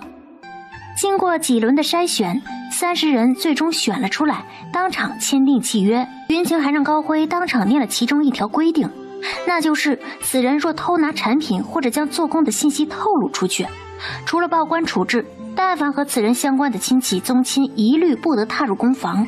让李正做工房的副管事，每月2两银子，以后根据绩效再增加。李正一听这个话，差点没惊得失魂，连忙摆手回绝，说他胜任不了。张伯伯，你就可推脱吧，20多个人还管不了？当初你可是让我帮忙的，如今帮了，你休想甩手。这些人你可得给我看好了，哪怕是签了契约，但还是少不了人看着。知道云晴是为他好，便拍着胸脯保证，好好管着这些人。晚上，云晴忙完所有的事，开始泡澡。忽然，云晴瞥见铜镜中出现一抹衣角，整个人瞬间都不好了。梁上有人，居然偷看他洗澡！哼，他又挖了那人的眼珠子。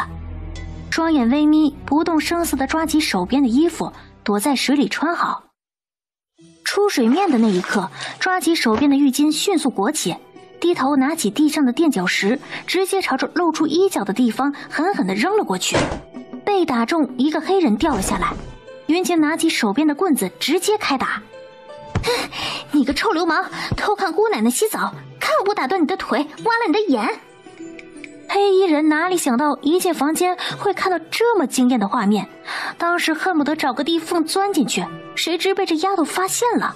面巾下的华清墨大惊，原来这丫头真有身手，而且还不弱。接着另一手拽下面巾。是你？云晴一拳砸了过来。是你也不行，还以为你是个好的，没想到是个流氓，本姑娘又杀了你。云晴根本不在乎华清墨的身份，此刻的她只想将他暴打一顿。良久，屋子里终于安静了下来。华清墨一只眼睛成了熊猫眼，此时的云晴到现在还没想明白，这家伙怎么突然将自己给绑在了椅子上？眨眼的功夫啊，莫非他有神功？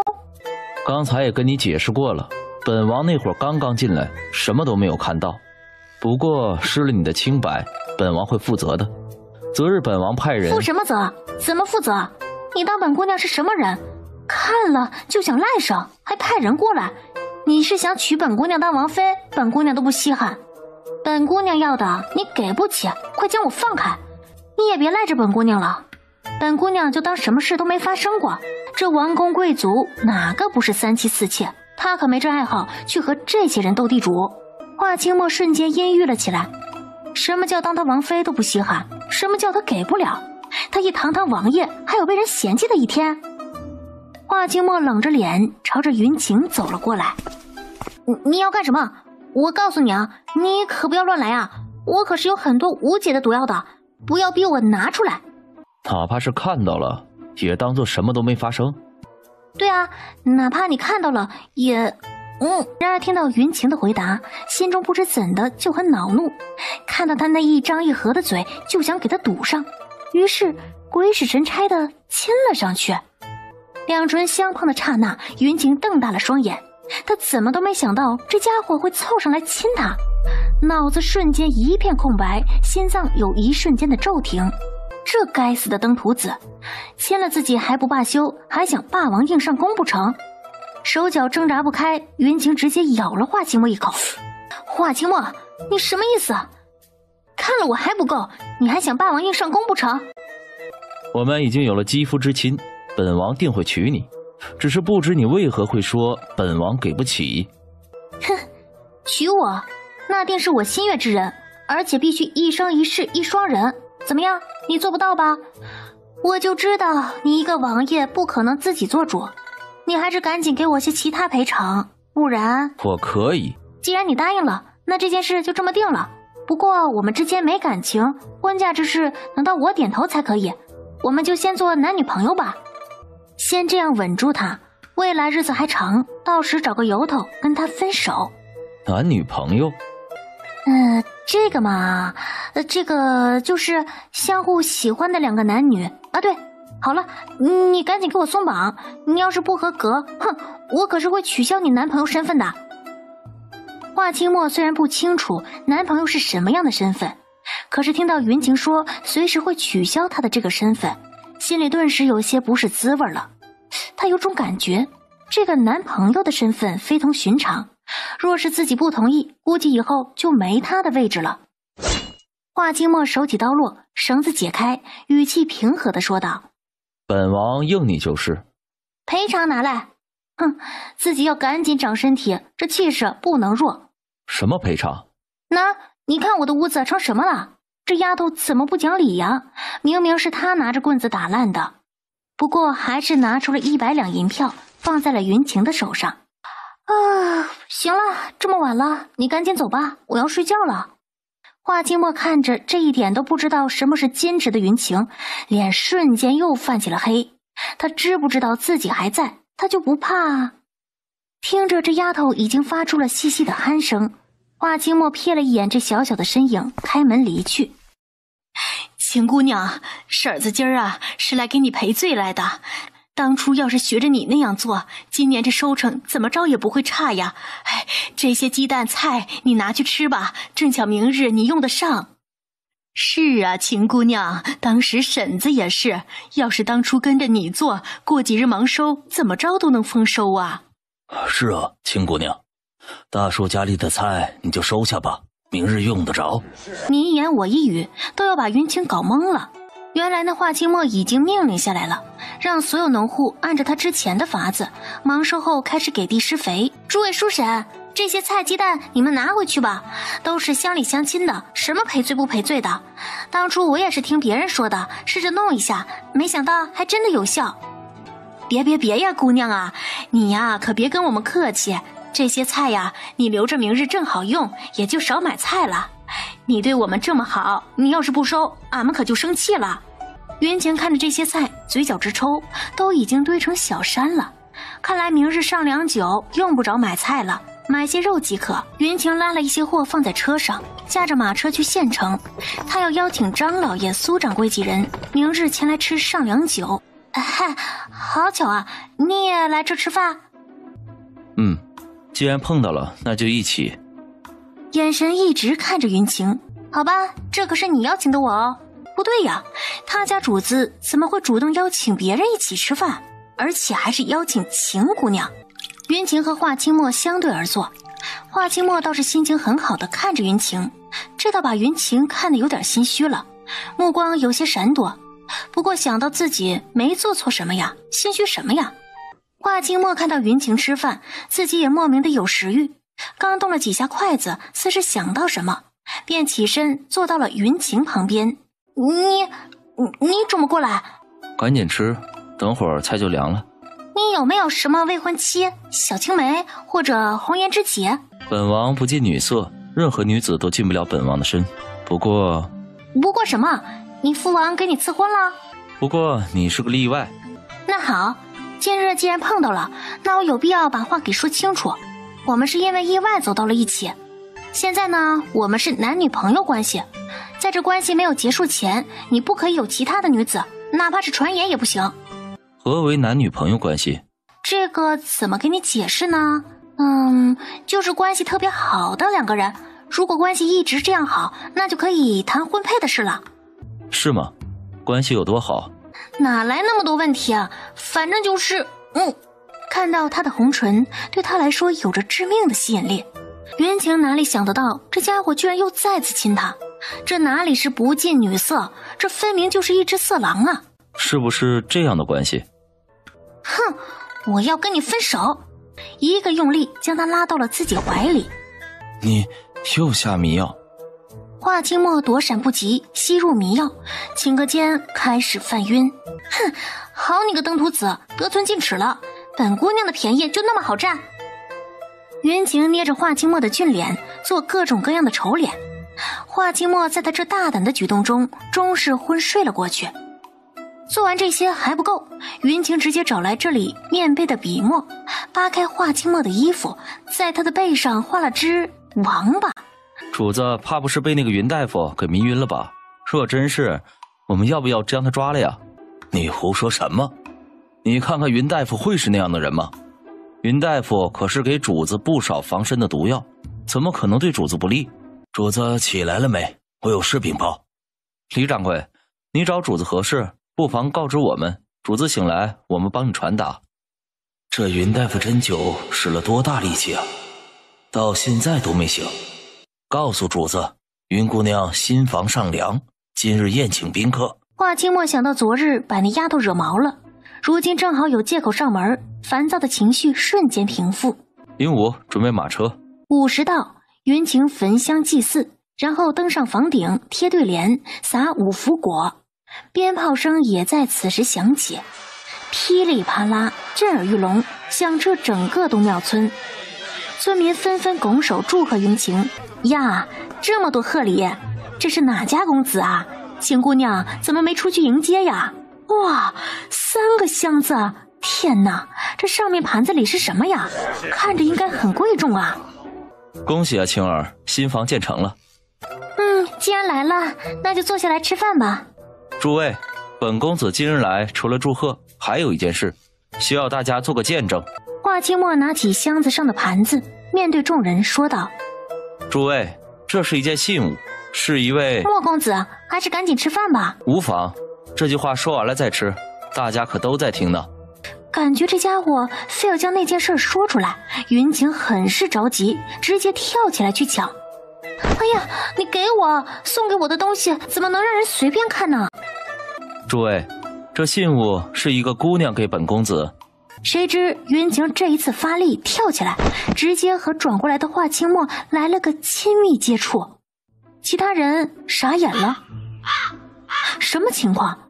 哎，大家都吃好喝好，我想起来还有事没处理。说着赶紧回了屋子。诸位，本公子在这里让大家做个见证，本公子心悦秦姑娘，本来不想这么快说出来，谁知道刚才是本公子鲁莽了，不能坏了秦姑娘的名声，所以让大家在此见证，本公子愿意与秦姑娘定下亲事，只等她什么时候点头，什么时候本公子就上门娶亲。好，秦姑娘同意，我们这些旁人呢，自然无话说。时间一点点流逝，宴席也到了尾声。华清墨起身看了眼云晴的房间，他可以感觉得到里面的视线，再不走估计等会儿就走不了了。云晴看到华清墨要走，顾不得其他，直接开门冲了出去。莫公子，你不稍作休息再走吗？秦姑娘是不是想好了同意这门亲事了？这是本公子的庚帖，现在什么定亲？什么庚帖？本姑娘白色礼仪上面的墨汁。威胁，赤裸裸的威胁呀！不就是扒了他的衣服，哇，这王八嘛，居然拿过来威胁他！什么礼仪，什么墨汁，有什么话大大方方的说出来，别遮遮掩掩。那正好，大家都在，听一听也无妨。你是不是怕和本公子定亲？不然我们刚才……怕什么怕？本姑娘天不怕地不怕，怎么可能怕你？要怕也是你怕。这是本公子的庚帖，你拿着，否则你就是……哼，阴险狡诈！你确定要本姑娘的庚帖？不后悔？只要是你就不后悔。果然是秦姑娘的做事风格，连说亲都与众不同，让人猝不及防。交换庚帖，亲事算是定了下来，众人纷纷恭贺云晴寻得如意郎君。本就因为突然的公务扰乱了他与那丫头相处，可就是有人不长眼，偏偏往上凑。华清墨刚下马车，一个粉色身影就扑了过来。莫公子，莫公子，燕儿终于见到你了啊！明知自家主子不近女色，还经常凑上来，用脚踹他已经算客气了。你个低贱的贱奴，哼，竟敢踹本姑娘，本姑娘要莫公子把你打杀了。莫公子，你可要为燕儿做主啊，这该死！掌嘴！莫公子，我爹是郡守，莫公子你不能这样对我，我可以帮你。穆郡守管家不严，其女品德败坏，当街勾引男子，辱骂官差，杖刑30，以示警告。不是这样的，不是这样的，你们不能动我，我爹是郡守，你们不能动我。哼，来人，去幕府抄家。是。华清墨转身上马车，无视还在求饶的穆燕儿。郡守，他早就想动了，既然自己撞上来，那就没必要再留着了。这封信呢，麻烦你让人快马加鞭的送过去，有10万火急的事儿跟你家主子说。林武赶紧拿起信，跳上马背，往县城而去。他家主子终于收到云姑娘的信了，主子也太难了，离开这么久，写了能有10封信了，终于收到回信了。主子，您的加急信件。是丫头。华清墨看到上面熟悉的图案，激动出声。下去吧，今日起不用打扫公房了。信一看完，华清墨感觉不够看，又从头到尾细细浏览了一遍，似是要将这狗爬的字看出个花来。制冰、冰棍、冷饮，丫头可真厉害呀！提起笔，快速写着什么，装入信封，喊道：林姨，主子，属下在，速速送到云姑娘手中。是，主子。快好了，马上就可以见到她了。林武，你站住！本姑娘安排你的活还没干完，去地里挖红薯。你凶什么凶啊？冷着脸给谁看？不要以为你有脾气，别人就没有了。哼，本姑娘今儿偏不让你把林武带走，你要如何？本公子重新安排人过来干活，林武是本公子的人，本公子一定要带走。此刻的林武全身冷汗直流，两个人为他吵架，他怕是活不到明日了。哼，本姑娘还是你未婚妻呢，你的人我有一半的支配权，我就是要他给我干活。哦，是吗？好你个华清墨，你什么意思？你的人不能听从我的安排？我没有权利？你给我说清楚。华清墨真怕把这丫头惹急了，又跟自己谈分手。林武，没听到云姑娘的话吗？还不快去干活？晴儿，你有权利，我的人你随意支配。哎，你不是在西河郡吗？怎么突然回来了？那昨日回的信……事情处理完就回来了，信已经收到了，已经安排下去了。你今日来是做什么？找我有事？华清墨都要无语了，这丫头到底有没有心呢？一连这么久都没见了，难道心里不曾想过他？送给你。云晴前世很是喜欢木槿花，而这珠钗的雕刻手法甚是精湛，栩栩如生，活灵活现。谢了，这东西我很喜欢。明日送你2个婢女，她们和林武一样，功夫不弱，既可以贴身伺候，又可以保护，陪你过招。啊，你看到我和林武比划，吃醋了？华清墨不知道云晴说的何谓吃醋，可是听过他这一番解释后，瞬间尴尬了，耳尖微红，没敢看云晴。云晴可是找着了把柄，这家伙居然这么霸道，却又这么纯情。午饭后，华清墨倒是忍着不舍回去了。主子，前面有诈，继续前行。驾！林一甩起马鞭，狠狠地抽在了马背上，马儿吃痛，奋力地往前跑。20多个黑衣人从两旁的树林中涌现了出来，挡在道路的中间，一身肃杀之气，没有任何犹豫，直接朝着疾驰而来的马车砍了过来。林一临危不乱，立刻拉紧缰绳，停下马车，挥起大刀迎了上去。主子当心！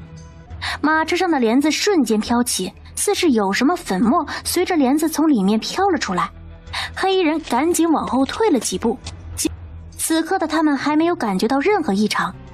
华清墨一身肃杀之气，都上吧！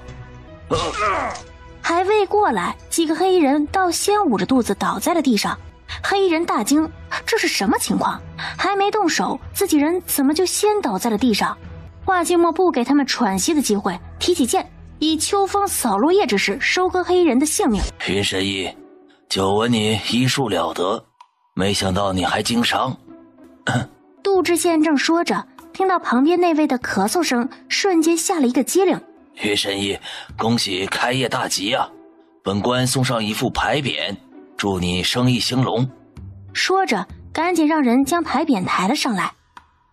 云记美食，云清感激杜大人，命人将牌匾换上去，热情地招呼杜大人进去坐会儿，尝尝里面的小吃。身旁的那位脸色已经很难看了，那道犀利的目光能把自己杀死。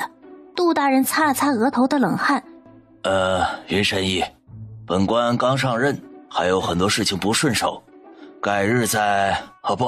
什么时候没事了再过来，祝你生意兴隆，告辞。杜大人本想说改日再来尝一尝，他可是知道这云大夫做菜的手艺可是不一般，好客来的菜品可都是出自他手。谁知他身后的那位，他若是敢说出来，估计要不了几天他就得累死在这祁岭县。华清墨身后的林一、碧霄两人大气都不敢喘一声，脑中不断的搜索这云姑娘到底是何人，能够无视他家王爷，还能将他给气得无可奈何。这整个东城国都找不出一个人来，云姑娘简直是神人啊！呀，这肉夹馍真好吃啊！还有这臊子面也好吃，你们没有觉得吗？这铺子里啊可是很凉快啊！对，我也感觉出来了，这铺子果然不同。你们没看到这里还卖冰吗？这也太便宜了吧，20文钱就一大块冰，而且还有那个吃的什么冰棍也才3文钱。不行，我要买来尝尝。坐在店里吃东西的众人相互议论间，又开始去买还没有吃过的东西，恨不得将店里的小吃吃个遍。喂，你不是走了吗？怎么又过来了？他这是怎么了？谁惹他生气了？呼的一下被一双大手揽住腰，拉到了华清墨的怀中，一张温润的唇瓣贴了上来，把霸道又温柔，带着一丝惩罚。他简直就是披着冷峻外表的大色狼。华清墨早有防备，伸手按压住云晴的手，直接抚在云晴身上。这姿势要多暧昧有多暧昧，要多危险有多危险。这就是你无视本王的代价。哼，你个臭流氓，又占我便宜！说罢，立刻朝着华清墨撒出一把药粉。华清墨中招2次，这次看云晴的动作，屏住气息，挥动衣袖，借着内力将这些粉末扇出了车外。哎呦呵，长本事了！你以为这样本姑娘就拿你没办法了？我揍你！说完，一拳打了过来。而房顶上，毕萧林、夷林武3人看到这情景吓惨了，他们家王爷被云姑娘暴打了。云晴的气终于出够了，你们2个将车上的人送回去。姑娘，求您放过奴婢吧，莫公子身份尊贵，从不让女子近身。奴婢若是胆敢触碰莫公子，就活不到明日了。小的突然想到衙门还有很多事情没有交接，小的就先走了。小的要回去打扫茅房，身上晦气，怕污了主子的贵气。说完也愿起轻功走了。云晴哀叹一声，直接喊林七林八驾车回村。碧霄和林一不知从哪儿冒了出来，哀叹一声：主子以命相搏，终是进了云姑娘家呀。哎，这一个主子已经够吓人的了，这未来要是再来一个这样的，那我们只能把命拴在裤腰带上了。华清墨，你这个臭流氓！众人不知道里面发生了什么，惊恐地站在原地，看向云姑娘的屋子。只听里面拳头打到身体的声音，各种声音交杂在一起。门外的几人听的是头皮发麻，冷汗直流。屋子中，云晴又被华清墨绑在了椅子上。华清墨感觉这2日他一定和这丫头八字不合，不管了。华清墨直接俯下身子亲了上去，小心翼翼地亲吻着丫头。最少目前他不吵了。华清墨吻得很轻很温柔，像是一件稀世珍宝，很是小心翼翼。不知不觉间，云晴都被沉沦了，脑海中闪现的是他是她的男朋友。云晴像是被召唤，开始试着回应华清墨。华清墨被云晴突然的举动惊了一喜。晴儿，我心悦于你，愿和你一生一世一双人。你刚才的举动已经出卖了你的内心，晴儿，我等你的回复。说完，划开绳子，顶着2个熊猫眼，心情上好的走了。姑娘，您找我？将这封信给你主子送去，一定要快，命可以丢，信不能丢，明白吗？莫哥哥！啊的一声惨叫，欧阳菁摔到了3米以外的地上。你们怎么来了？欧阳修看到华清墨还是往日一副生人勿近的模样。我们府就那点事儿，你又不是不知道。主子，云姑娘给你的信。林武人还未到，声音先到。华清墨听到林武那熟悉的声音，想到什么，激动地掀起遮帽，运起轻功来到林武面前，拿起信就进了书房，还不忘将门关上。一气呵成的异常举动怔住了院子所有人。林武已经被他家主子吓得愣住了，倒不是因为他的伤，而是因为他家主子笑了。这云姑娘到底写的是什么信呢？主子这般急切。他的脸被人打了？这世上有人这么胆大？而且若是他刚才眼睛没瞎，那人刚才笑了，他居然笑了。哼，他的莫哥哥有心上人了，他没机会了。华清墨一进房间，甩掉遮帽，坐在书桌前平复了下激动的心情，这才怀着紧张的情绪拆开信封，打开，4个大字映入眼帘。华清墨无声地笑了，良久才将举着的信小心地收了起来，放进心口的位置。今日算是他们相互表白后的首次见面。莫哥哥，这是哪儿？晴儿，他们是我带来介绍你认识的，他们是……你就是莫哥哥心悦之人。欧阳菁一进来就看到了云晴，虽是农女，可那周身的气质却是非同一般。华清墨本就不喜欢这欧阳菁，如今冒着被云晴责怪的风险带她过来，好做解释。谁知这丫头居然开口挑衅晴儿。欧阳菁，休得！不知姑娘是……哼，本小姐可是国公府千金，你凭什么能够入了莫哥哥的眼？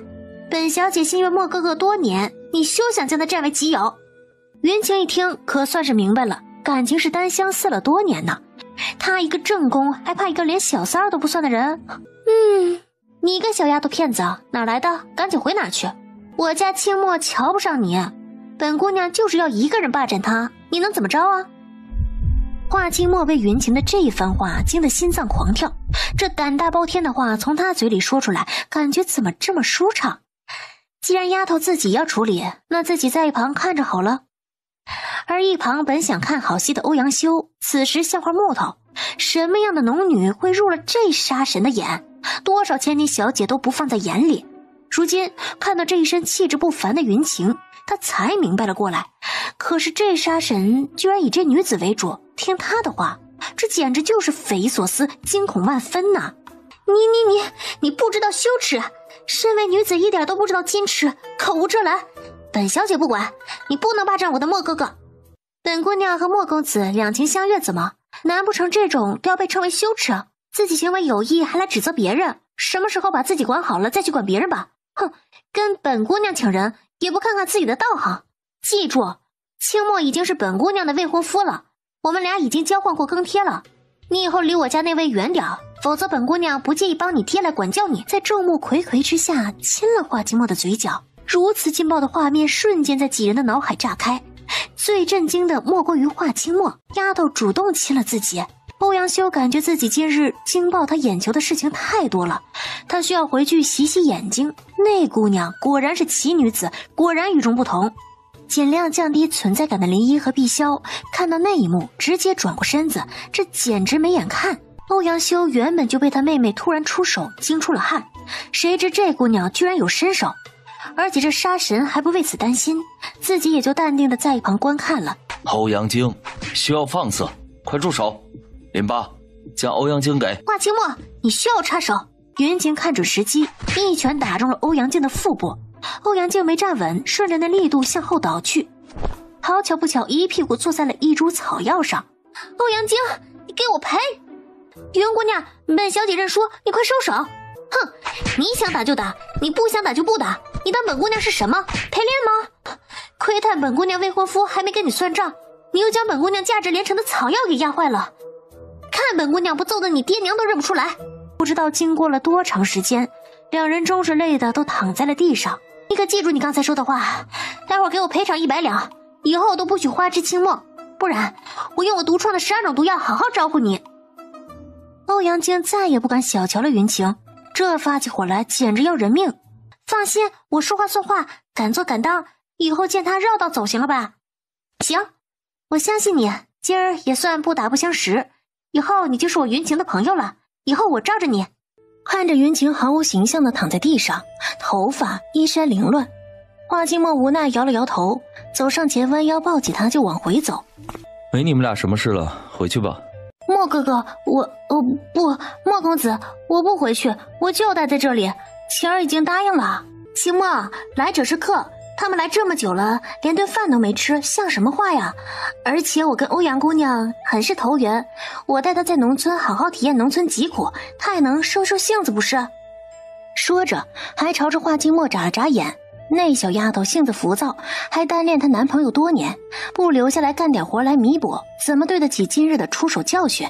对，我在京城待腻了，就是要在这农村体验疾苦。可口的饭食令欧阳两兄妹赞叹连连。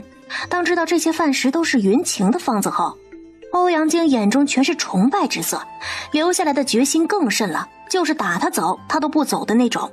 而云晴这段时间也没闲着，除了跟华清墨谈谈恋爱，偶尔吵个架外，还搬进了新宅子，将自己的铺子借助华清墨的人脉，在整个西河郡接连开了20家铺子，还真的是日进斗金，腰缠万贯。你昨日不是说今日有事忙吗？怎么还有时间出来？今日来就是为了办正事，不过需要你同我一起。有一个村，据说地里种不出东西，即使施了肥也是如此。你聪慧过人，想来会有办法解决。你被发配到这里，是不是要做出了成绩才能调回京城？若我一辈子回不了京城，你会陪我留在这儿吗？不，我要带你去京城，将皇城给炸了，我们自己翻身做主人。这种话以后不能说出来，小心祸从口出，否则本王都帮不了你。青儿，你莫不是又有什么赚钱的门路了？哼，果然你最了解我。哼，瞧着吧，这个村子脱贫有望了。本姑娘要说的事儿，大家肯定会惊喜。不过等我说完，再发表你们的疑惑。2件事儿：一，河中的水产，本姑娘长期收，今日捞出来的那几种，1斤10文钱。当然要活的，怎么运送过来，大家可以一起捕捞，统一送过来。至于怎么分配，你们村自己定。说出这第1件事时，明显能够听到诧异的声音。云晴接着说：2，你们村周围有不少核桃，本姑娘也一起收，不过要将它上面的绿皮弄掉，1斤也是10文钱，送到祁岭县云记美食铺。好了，有什么疑问现在可以问了。一个个都激动地感谢云晴，夸赞她是个大善人。华清墨看着受人敬仰的云晴，仿佛看到了她受万人敬仰的场景。她的丫头就是这么善良，她该成为整个天下最尊贵的女人。家门口做工，管一顿午膳，1个月1两银子，简直就是天大的好事儿。云晴在指点挖煤的同时，让蓝晴安排人过来拉了一趟水产和核桃，将方子写下来，回去就可以限量推出。云晴还将臊子面的制作方法交给村子的人，取名一口香。这日，云晴看着煤矿已经进入正轨，没什么问题了，便和华清墨驾车离开了。那里面到底是什么矿？想好了再说，否则后果很严重。华清墨嘴角抽了抽，看着云晴直接说道：是金矿。我把我身上的药全部拿出来，再以我们3个人的武力，那矿山里面的人只有被虐的份儿。行了，就按我的来。林一，这些药你拿着，只需1点就可以放倒1头牛。可给本姑娘我省了点用，买药可是很贵的。用在这些人身上，真是便宜他们了。是夜，四处一片漆黑。碧霄一行人小心地穿过地上的陷阱，来到第1个村落附近。碧霄几人赶紧隐藏，恨不得将那狗子暴打一顿。怎么回事？大狗，你是又嘴巴馋了？大晚上又在嚎叫？你这狗子，姑奶奶今日来报仇了。几个壮汉听到从自己身后传来的声音，来不及疑惑，一把明晃晃的刀就砍了过来。云晴直接抽出鞭子朝着那恶狗甩去，朝着云晴龇牙咧嘴：哟呵，还敢凶我？哼，跟着这些人尽学些坏的，看姑奶奶不打爆你的狗头。云晴打痛快了，终于停下了动作，跟本姑娘去抢地盘。抢地盘是他们理解的意思吗？我晴儿，我们去哪里抢地盘？有多少人？够不够我们2个暴躁？云晴看到欧阳晶这般急切的模样，我可告诉你，那里面的人你随便揍，但是里面的东西可不许碰，否则……行，东西有什么可稀奇的？本姑娘什么东西没见过，还会瞧上你的东西啊？快带我去吧。云晴扛着一把大刀，迈着六亲不认的步伐走在最前面。欧阳晶看着云晴那超霸道的气势走姿，也赶紧模仿了起来，感觉没有大刀始终差点气势。后面的林武看到这架势，不免为欧阳修担忧了起来。堂堂一千金大小姐，不仅学会了种田干农活，还比以前更加热衷打斗，并且还带着一丝土匪性质。这样子回京城，估计要把国公爷气疯。周兄，明个这一车是你跟着去押送还是我去？若是你去，记得给我带城里那家铺子的女儿红，他们家的酒还真是名不虚传呢。你一开口，我就知道你要说什么了。成，赶明回来保证给你带。哈哈哈，还是周兄啊。带什么带？你们这些臭虫花着姑奶奶的银子，不怕遭天谴吗？今儿个你们通通给本姑娘吐出口。2个主管立刻拿起手边的大刀，看向2个女子，怒道：你们是谁？怎么进？本姑娘的来头岂是你们能打听的？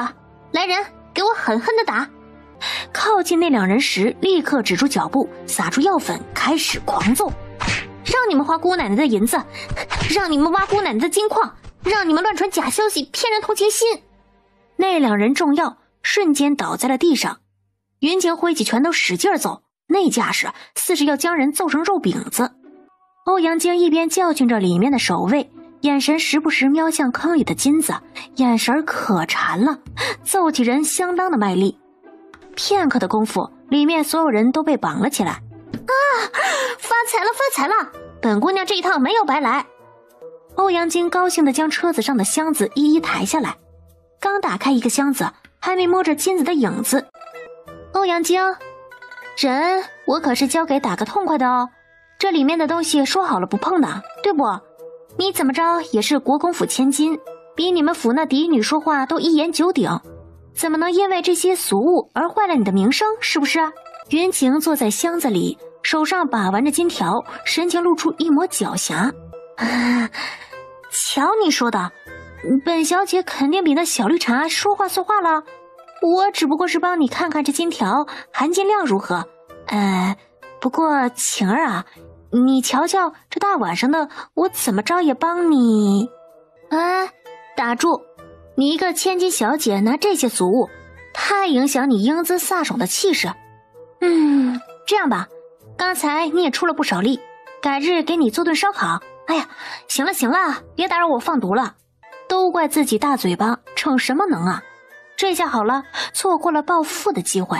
这个金矿是我们俩发现的，准确的说是我先发现的，你是顺带，所以这金矿我们俩3-7分，你3我7。华清墨简直没眼看了，这丫头脑子里除了银子还是银子。晴儿，那金矿有用，不能私吞。不过昨日已经装箱的，你自己可以留着，切记那上面没有官府印记，切不能用。云晴无语，那他费那么大力气抢这些东西干什么？中看不中用，拉回家供起来。看来这粗大腿还不够粗，想私吞个金矿都不行。那什么时候能用？我总不能偷偷藏一辈子都用不了吧？快了，要不了多久了。林一他们人呢？赶紧喊过来帮忙抬箱子。既然那金矿跟自己没有关系，那我们还是赶紧走吧。万一其他地方还有金矿，被人私挖怎么办？不行，那是我的东西，容不得窥探。赶紧将人都喊来。半个时辰后，云晴一行人刚出第一个村落，迎面就碰上了欧阳修一行人。云姑娘，敢问家妹可是跟你们一起？云晴刚抬起脚顿了下，感情她将那个丫头给忘了，正犹豫着怎么回答。云晴，你们等等我呀！你们怎么不等我，悄悄就走了？喂，大哥，你看什么呢？莫不是我脸上有什么不干净的东西？欧阳修嘴角直抽，这还真是他的傻妹妹。无事，就是感觉为兄好久没有见到你了，你这突然的变化，为兄一时没有适应过来。云姑娘有事要忙，你就跟着为兄吧。这简直就是一个农家女子，哪里还像个千金呢？不，我不跟着你，我要跟着晴儿，我们也有事要忙。行了，兄长，你赶紧忙吧，我们还要赶路。欧阳修看着那逃一样的脚步，看向云晴的背影，眼中划过一抹深思。他究竟有何能耐，能将自家这个小魔头训得服服帖帖？碧霄，你老实告诉本公子，刚才他们带走的那几个大箱子是不是？好你个华清墨，你好兄弟都不分一点，真是色令智昏，以后绝对昏聩。哼，绝交！本公子要跟你绝交，跟你断绝来往。华清墨今日一改常态，一身暗红色长服，配上冷峻的面容，活生生就是一个妖孽。哎呦，今天是云姑娘及笄的日子，你穿身红色，搞得好像你要大婚似的，不说话没人当你是哑巴。王爷来了！哎，娘，你看看女儿妆容有没有花呀？王爷来了，快看看本小姐这一身妆容怎么样？丫头没有父母，今日这主人她来担当。今日是本王未婚妻云晴的及笄礼，下面本王未婚妻云晴的及笄礼开始。所有人的目光都看向这个陌生的女子，10多个流程，别说这成人礼甚是讲究。你不仅没有规矩，还没有教养，主人家还没来，你抱怨什么啊？给本小姐安静的坐着。你休要放肆，你一个那女子的小跟班，有什么资格训斥本小姐？及笄里都没有爹娘，肯定是什么孤女，指不定使了什么狐妹子手段。你打我，你个下贱东西，竟敢动手打本小姐！来人，住手！哼，本小姐以为是谁来了，原来是一个孤女啊！真以为成了王爷的未婚妻，你就可以对本姑娘……贱人，你敢打本小姐，本小姐要杀了你！云晴唇角微勾，抬脚一脸踹了过去。欧阳晶，登记好损失。得嘞！欧阳靖立刻回应，随之拿出笔墨纸砚开始书写，仿佛早有预料一般。我们好心前来祝贺，你为何动手伤人？不过是说了几句闲话，你怎可如此恶毒？本夫人要告诉王爷，求他给本夫人一个说法。云晴嘴角微勾，瞥了眼林巴，林巴会意，立刻跑去将门关了起来，一脸肃杀之气守在门口。反了天了，你要将我们软禁？你个恶毒的女子，肯定是你蒙蔽了王爷的双眼，我们要告诉王爷。对，你个恶毒的女子，快将我们放出去！你们以为你们自己算哪根葱啊？披着一张虚伪的外表跑过来对本姑娘指手画脚，你们的脸可真大。本姑娘是不是孤女，关你们什么事儿？所有人对本姑娘大不敬，掌嘴10个。众人还没反应过来，一群不知从哪儿冒出来的黑衣人出现在了面前。不管是谁，上前直接掌嘴。云姑娘的命令就是王爷的命令。投胎是个技术活，你们只不过是出身好罢了，可那又如何？若是你没了倚仗，你们又是哪根葱啊？不过是一群高级长舌妇罢了，有什么可自命清高的？你个贱人，太放肆！我们好歹是官家女眷，岂能有你？一个夫人怒指云晴，话还没说完，就被一旁的黑衣人一巴掌拍了过去。哼，怎么着？说你们是长舌妇还不爱听了？那你们说本姑娘就该受着？别用你们恶心的眼神去窥探不该属于你们的东西啊！本姑娘忍你们很久了。将这几人带去旁边，告诉王爷，这几人家教不严，自命清高，窥探王妃之位，本姑娘要他们去乡下感受农民疾苦。其他人差点笑出声来，眼中全是不屑。堂堂一王爷，怎么可能听一个女子的话？忘了给你们介绍了，这位欧阳靖，国公府千金。欧阳靖被点到，腰杆子挺得直直的，嫌弃地瞥了那些人一眼。本姑娘农女一个，没什么背景，最多会点医术，像什么疑难杂症都是手到擒来，偶尔治点无解的毒药，估计没人能够解得开。闲来无事开铺子赚点银子，估计那银子你们一辈子都没见过。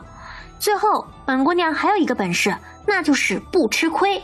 店中所有人搅乱了本姑娘的吉吉宴，每人赔偿本姑娘200两银子，还是抱着一丝侥幸心理出了大殿去找自家老爷。谁知刚进隔壁院子，就看到了院子跪着的自家老爷。这时的官家女眷这才意识到了，那女子不简单，不是他们能招惹的。碧霄，主子，属下在。你收拾东西去东庙村吧。是，主子。此刻的云晴还不知道华清墨将碧霄派了过来，以至于自己的底牌被碧霄发现了。既然来了，那云晴自是将人用得淋漓尽致，一点都不浪费他的能力。而一直以为云晴待在东庙村的华清墨，也是第2日一早收到了云晴的信件。刚收到信的华清墨还以为云晴写信是想他了，谁知却是他要去其他地方的消息。华清墨差点没追过去，这是要将他一个人留在这里过年？茅山县，姑娘，今日县衙门口贴了一张寻医告示，要为杨老太爷寻找良医。知道了，今儿你到这县城调查一番，查一查杨家的底细，最好查到是何人找他们的麻烦。你们就不要趟这趟浑水了。这老爷子得了风寒，已是日薄西山，老夫行医多年都无能为力，奉劝各位还是回去吧。肖大夫，你说的可是真的？既然您都束手无策，我等自是没那能耐。算了，我等还是回去吧。都别走啊！你们看都没看，怎么就走了？好一个狗仗人势的庸医，自己没本事还要装大爷，大爷好歹还有个倚老卖老的本事。你这年龄当大爷似乎有些着急了，不知你卖的是什么？放肆！你知道本大夫是谁吗？如此嚣张！医术不行，心术还不正，不思进取，还想仗势欺人。别跟本姑娘说什么大话，屁话谁不会说啊？你爹不是达官贵人，少在本姑娘面前嚣张。云晴看都不看这个大夫，转身往衙门而去。现在没空收拾他，等空了来。姑娘，请问你是？本姑娘姓云，是名大夫，不知公子是？他要先了解杨家人，看看品行如何，怎么着都是自己的亲人。若是不错，帮一帮又何妨？是云大夫啊，失敬失敬，叫我杨子坚就行。云大夫是给我祖父看诊的吧？我带你进去。爹，大夫来了，这位是云大夫。是云大夫呀，家父的病麻烦您瞧一瞧。杨老太爷神情恍惚，似睡非睡，盯着一个地方发呆。